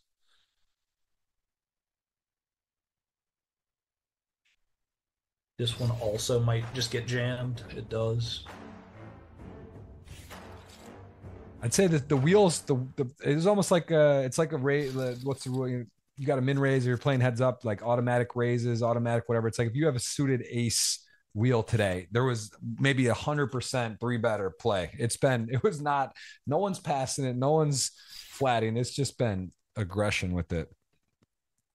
Automatic, just absolute carnage. And here we go. Ace King, Ace 10. Dong's been having good timing, and this is another good timing here. Ace King does shove. Excuse me, not induce, so may lose Filthiest here. It's close though. You see everyone just ripping in these ace 3 suites. At some point, you could talk yourself. You don't really want to be calling off with this hand, but it wouldn't be the most absurd hand. The 7-8 hand was absurd by Chris, who was playing very well and aggressive, and then called off and then didn't go right. But again, fine line between stupidity and genius, and I think he really did put on a nice display of aggression and was dialed in. It just didn't work out for him today. Yeah, it's in tournament poker. You really have to trust yourself if you want to get anywhere. So sometimes you have to, if it feels right, you got to call it off. If you always fold the, stuff that's supposed to never, that stuff that isn't supposed to bluff catch, then you're likely going to get over bluffed. You can't just completely try to play like a computer. These are real humans we're dealing with. I'm gonna guess Marcos jams this. I mean, he's in a great position right now, but yeah, the stacks are so tight. This is super textbook ICM. And as it turns out, he doesn't. And King Jack suited flops an absolute monster. Ace Deuce in the lead has a diamond, key diamond, but I mean, Dong is thinking about, you know what? This is a powerful flop. That is Wow, an interesting card.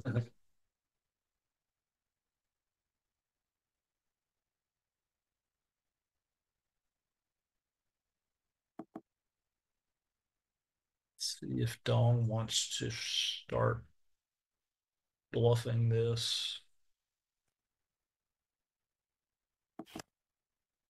Wow. That is what's Wow. that old too many outs. Yeah. Hearn did shrink some of those, but either way, just absolutely whiffing.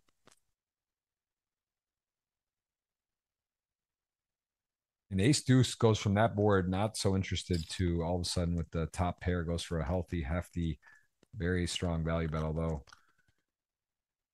king high and he had the best hand with not much of a decision, but Dong's got to be, that is a frustrating run out.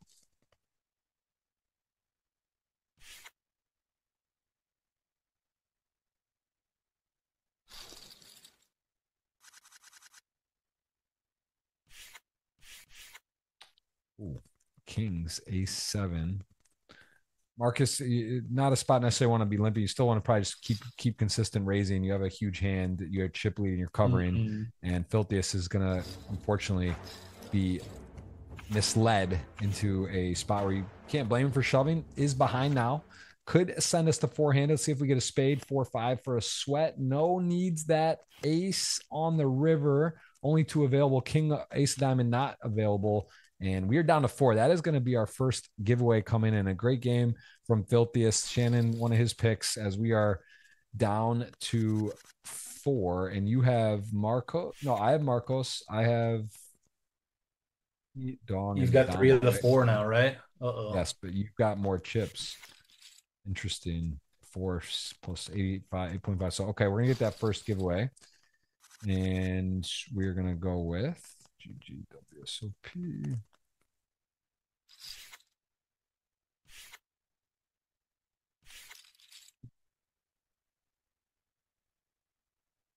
All right, that is the first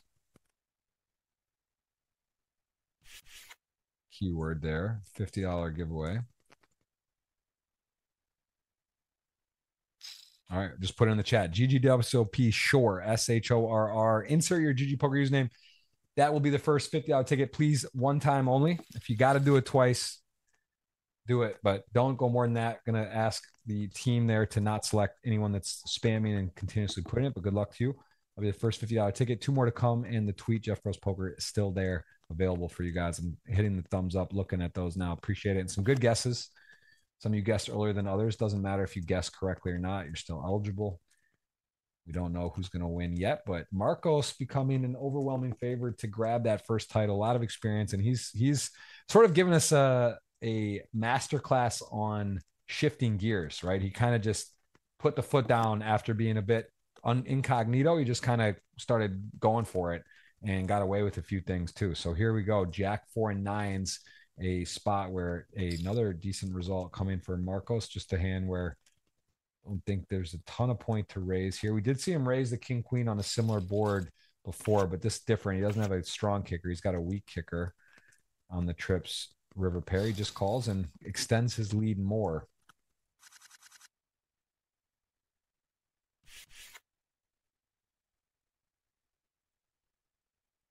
All right, see some people guessing. Need to hit that thumbs up, be subscribed. Almost 2,000 on. Appreciate everyone here. New faces, some old and familiar as well. Beyruzi hanging on to those 2 seconds. Adamo 0.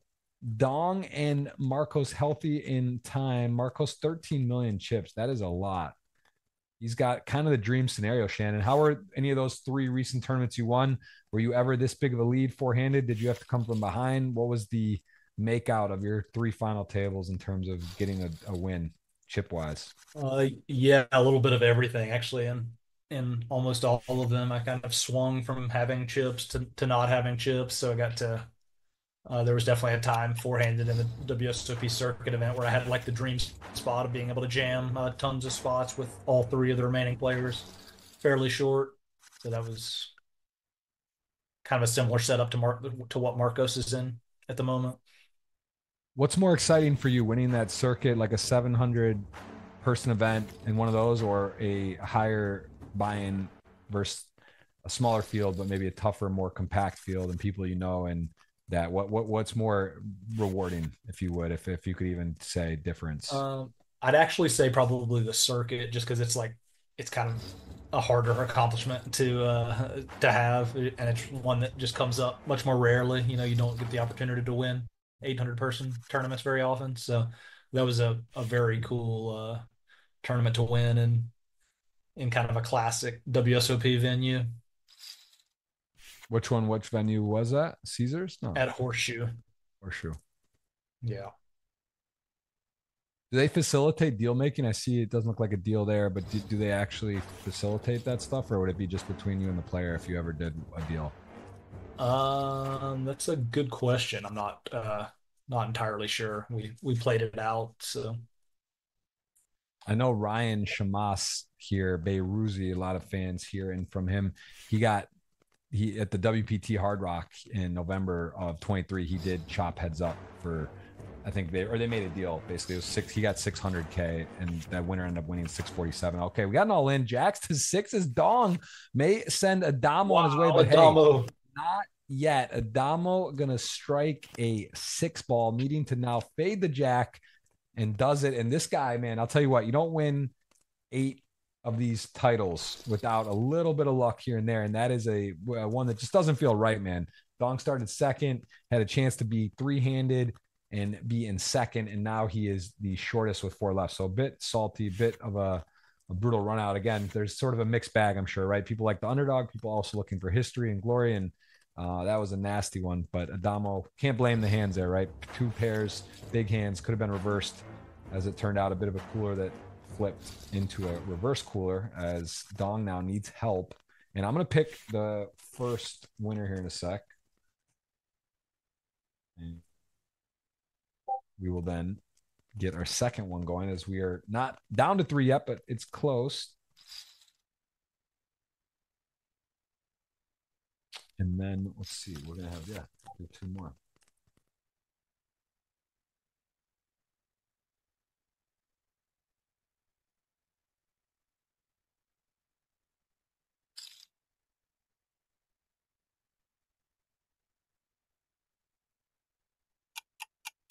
All right, there it is. First one at Derek Curtin.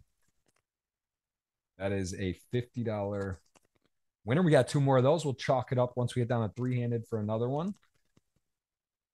As we see Adamo with some newfound chips. No player with a pair here. See if Adamo wants to bluff this right away or go for the delay. I kind of like this delay. Try to rep trips or to deuce. It's very likely your opponent has nothing. Try to steal it on the end. Looks like it's going to work probably.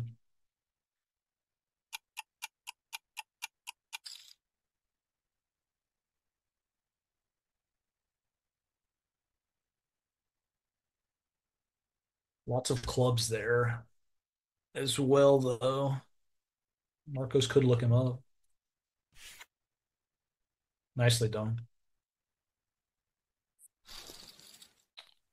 Well played. 5 million for Adamo. Just don't want to forget, he did just hit a big 2-outer to be in, and now he is well in it in second, mind you.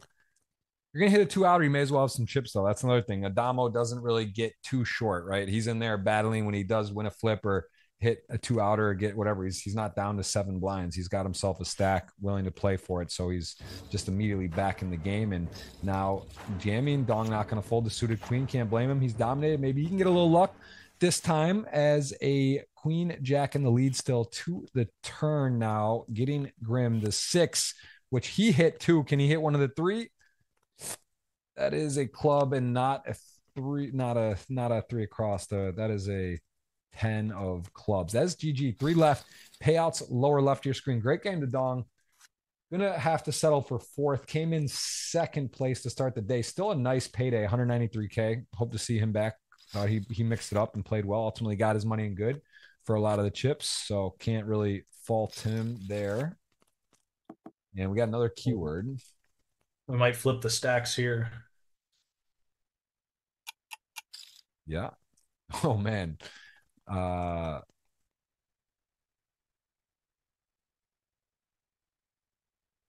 right, we're gonna give another.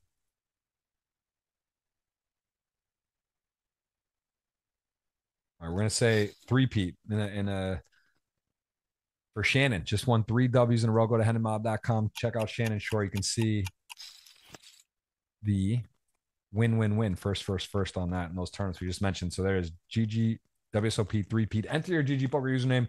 Good luck. The Rooster Booster's out. Beyrouzi's really holding on to that clock. You're not just eliminated if the clock goes out, but he is clutching onto those 2 seconds. He's using the Rooster gifts. He's feeling it. He's got himself at least about a quarter mil score, 246 to be exact. And a Damo in there and a Queen Jack. This could save additional chips, but a big pot going a Damo's way likely. I don't think Queen Jack's going to turn to a bluff.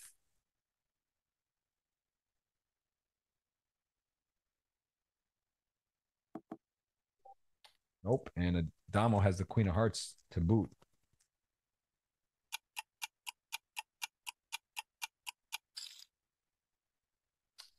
Meaty bet, knowing he's got a very strong hand here on this board, does pick it up. People are putting it in. Just put it once. Don't need to spam twice if you're feeling spicy. But if you put it a lot, ask the team not to pick it. And then we'll have one less giveaway for you for the GG 50 out tickets. And aces to ace six suited. Beyrouzi might just sit back and let these boys go for it. I mean, this is big hands three-handed, and the limp is a good way to start that. Oh man, I really would have preferred raise here. You're going to want to raise so much with Beyrouzi short there. That raising aces makes a lot of sense to me. Adamo's not going to isolate you too wide, but in this case, he has something. Let's see how this plays out.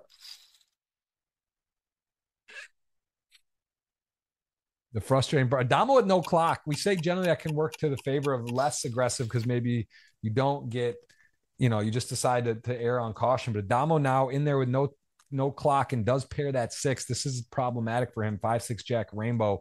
In his perspective, a decent flop. He does out flop some better hands. There are some bluffs, and this could get expensive for him.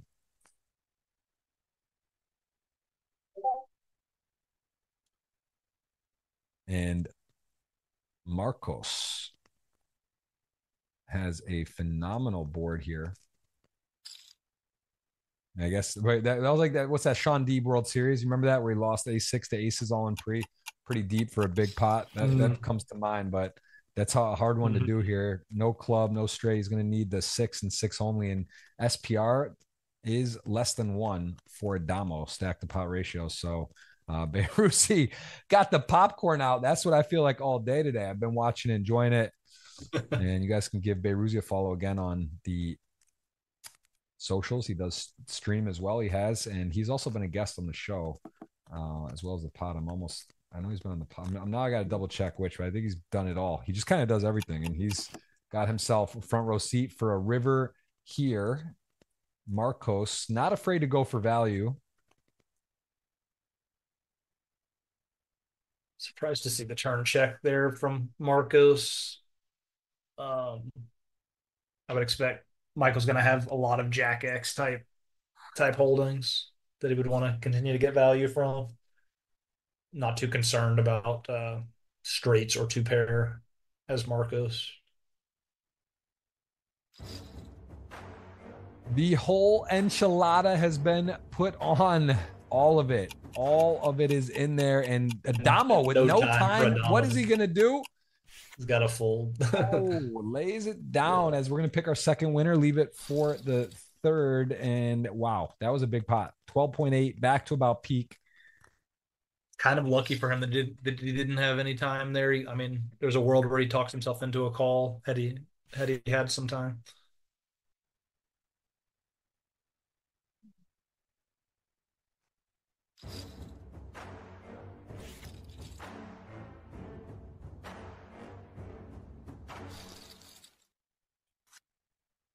All right, we're gonna fire up one last giveaway here once we get the heads up, and then we will also. I'm gonna pick the Twitter, Jeff Bros Poker. That is their tweet for today. Shannon Shorr in the building. Ace King blinds up 8160. One more to pick. About over 2,000 watching. Damo try to hit that ninth title. Beiruzi, man, is he really going to hold on to those seconds? It's pretty impressive at this point. He's playing quick, doing his thing, and the Jack 5-6-4 matchup here. Big jump here up to second for 314, let's call it. So it's 54-68. About 68,000 jump, and then we'll have an 87K heads up match. Oh, Beiruzi, let's run it, brother. That's the problem with Beiruzi, though. He's in the chat. Good luck to you, my friend. We'd love to have you on the show anytime. Anyone who's playing in these, too, please reach out. Happy to get on. It's just that's the problem. Beiruzi's been not just making, he's been chip leader. So it's kind of hard to schedule him when he's playing these because then we got to be prepared for a last-minute backup. But we'll do that. You can send me a message, man. I'll message you actually on. Wait, where are we talking? We're gonna get you definitely on. Love to have you on.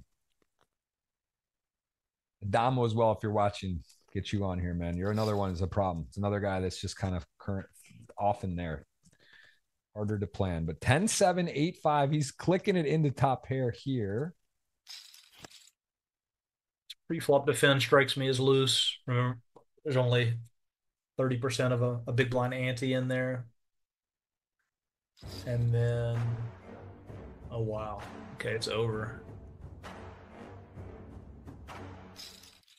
Yep, going to be in there with a pretty limited opportunity. Needs a 7 on the river, or 3 actually, double gutted, but not a club. And that is going to do it for Beiruzi. Came in chip leader, took the podium third, and we are heads up. We got to make sure we get this is going quickly. Jeff versus Jeff, heads up. Yeah. All right. Dinner. Chalk Nice it up, pick. man. 400.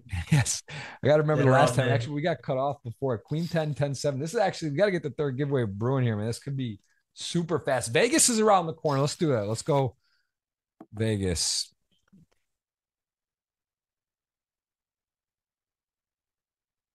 Here we go. I'm putting it in the chat.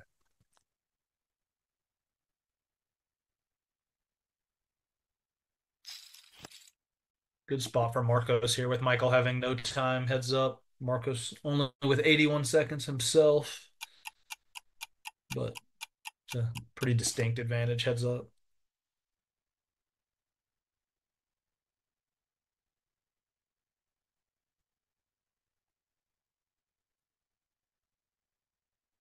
Adamo wins everything. Yeah, I mean, he really does do a lot of winning. He has got his work cut out for him today to add that title, but we will see a first-time winner or a 9-time winner here.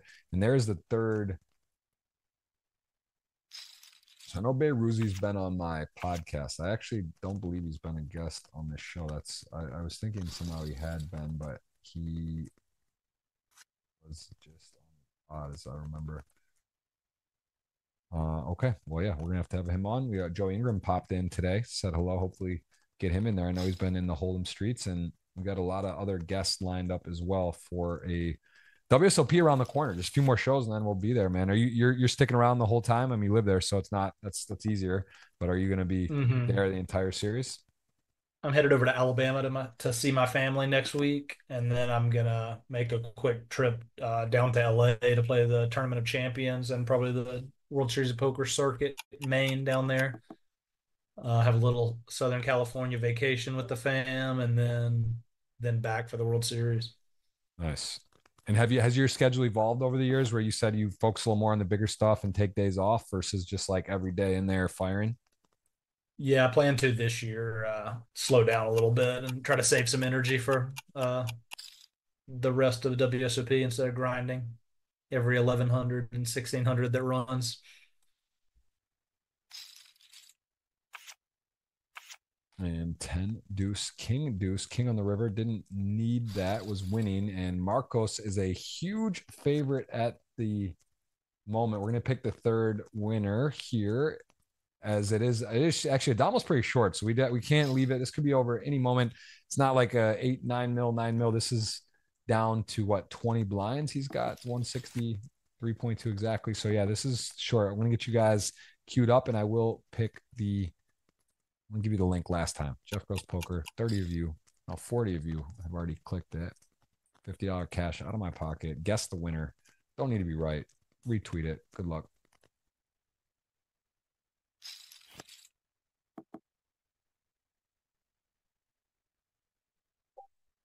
Good luck, man. And the last winner, I am going to select it in the next moment. Adamo, you can't count out, but you also can't count him to pass a spot. So this could just be quick. We're seeing a masterful performance from Marcos, who, again, I think he really just showed us how to hit that gear. F1 Miami this weekend. Maybe know a thing or two about gears. He is in the control right now, and full-on control. Adamo with the queen 10, jack 4 going to be enough to shoot it up. Even 17 mil to 3 mil. I'm sure you've had a couple big comebacks in your day. This is not insurmountable, but it is dominance. Yeah, definitely doable. It can change very quickly, as you know, in these tournaments. So I always try to just fight till the last breath. But yep. And he got Adamo biting even here. The ace king, nicely done. Got the limp, and Adamo going to take it with the 4-7 off.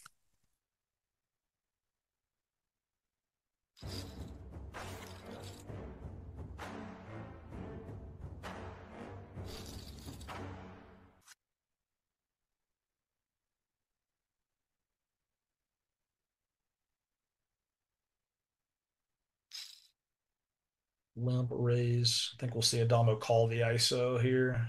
Although Marcus might just jam this all himself. Yeah. Yeah, it's a frustrating one because Jack 10 playable. He's actually not. He's using some of that, and he's got a fold, but he was very close. Jack 10 suited or queen 10 off or something. I don't know. I mean, he can't be too selective here. Also realizes that he needs to get back in sooner than later, or he's just going to get too short even when he doubles once. All right, YouTube winner, getting that done right now. There it is. Boom. Twitter also, you guys coming in. Appreciate the love and support of the show. And can Adamo dig out, or will we just see Marcos get it done from Estonia? I shot out Bombay Casino already. Those guys over there opened up. Heard it's beautiful. I haven't been. Have you been to Estonia? Country I've never been to, but I know they're doing some PLO stuff. Never been. Had some tournaments. Hear good things. Jack 10, 7, 8. And again, it's hard. Heads up. If you're not making hands, you're getting out flopped. Getting in the spot where Marcos now is getting a better and better result at the moment. The winner on Twitter, I will announce. Haven't done it yet. Usually do that at the end of the show or the next day, but always by the next show. I will direct message and announce it as well.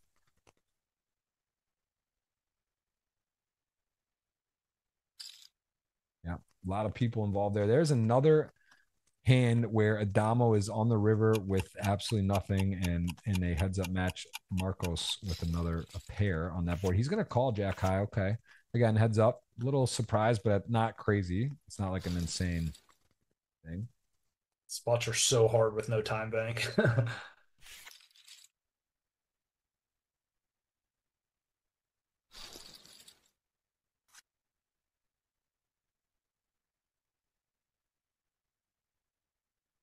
Six, 7, 5 deuce clock low. It is getting to that point where Adamo is whittled down here, but he's got himself, again, started fourth. He had 40 blinds, and now he's got himself 313 locked up, 314 call it, playing for 86K at the moment, and going to need to get going now because it's about a 19-1, almost 21 chip deficit. As 8-4 suited here. Let's see. The suited does jam 10-4. Frustrating. Happens to be dominating, but doesn't want to be calling off. He is card dead at the wrong time. And considering the 10 high, we'll fold.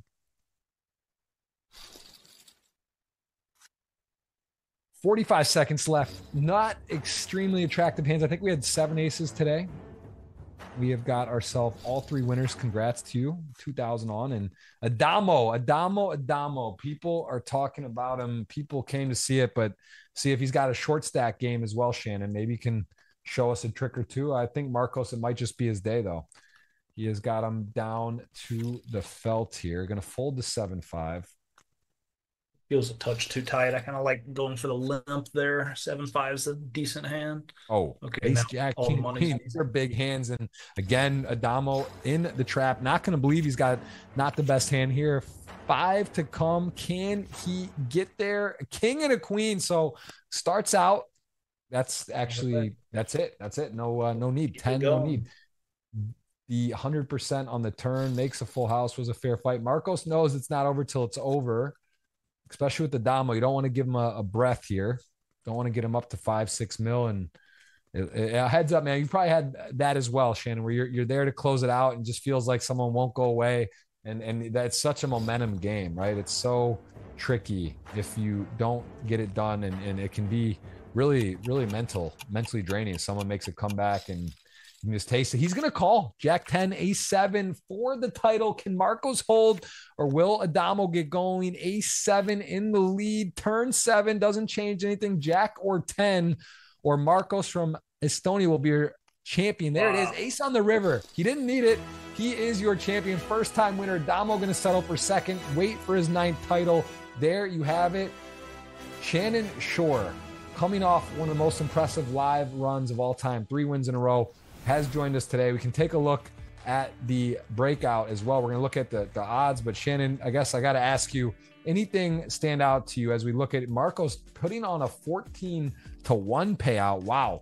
What a hit. I think that might be my biggest long shot win as one of my picks. I did have 3 picks, so not just one. I did have whatever. It's a return, a profitable day. But Shannon, today, tell me, what was the standout moment and or player for you? That was great to watch. That was just super aggressive final table. People were firing in. Lots of light 4 bets and 5 bets. Marcos had that 5-bet jam with King 7 off. Very impressive. You got to reach deep for those type things. Yeah, it was really entertaining final table to watch. Lots to learn from this final table. People watching at home, you see that you have to really go for it in these spots. At final tables, you can't just try to fold to the top. It's just not going to happen. So you've got to be in there. Yeah, I mean the 7-8 call off there was interesting to me on that hand. It didn't go right, but the willingness to go for it, Chris really turned up, and then Marcos again sort of shifted gears, got aggressive at the right time, and finished it out. So an epic day, epic final table. We have a really special week next week. Want to make sure you guys are tuned in. And again, congrats to the winners. Thank you so much to Shannon Shorr. Congrats on all his success. And as I said, Shannon, love to have some action. I got a feeling you might just see you. I'm going to call it here the main event final table this year. I feel like you're just in that form and got the power going right now. So keep it rolling, keep playing your best, and we do appreciate the time so much. And if you guys want to see more of Shannon, follow him on Instagram, Twitter, Shannon Shorr. And also we've done a podcast, feels like years ago, may have to run it back after this historic three-peat and before the World Series. We'd love to have you on again, but if you guys want to know more about him, please give him a follow. And again, thank you to everyone. Have a great week, great night. We'll see you next Tuesday, same time, same place. GG Millions. Shannon, appreciate the time. Thank you, Jeff. See you guys.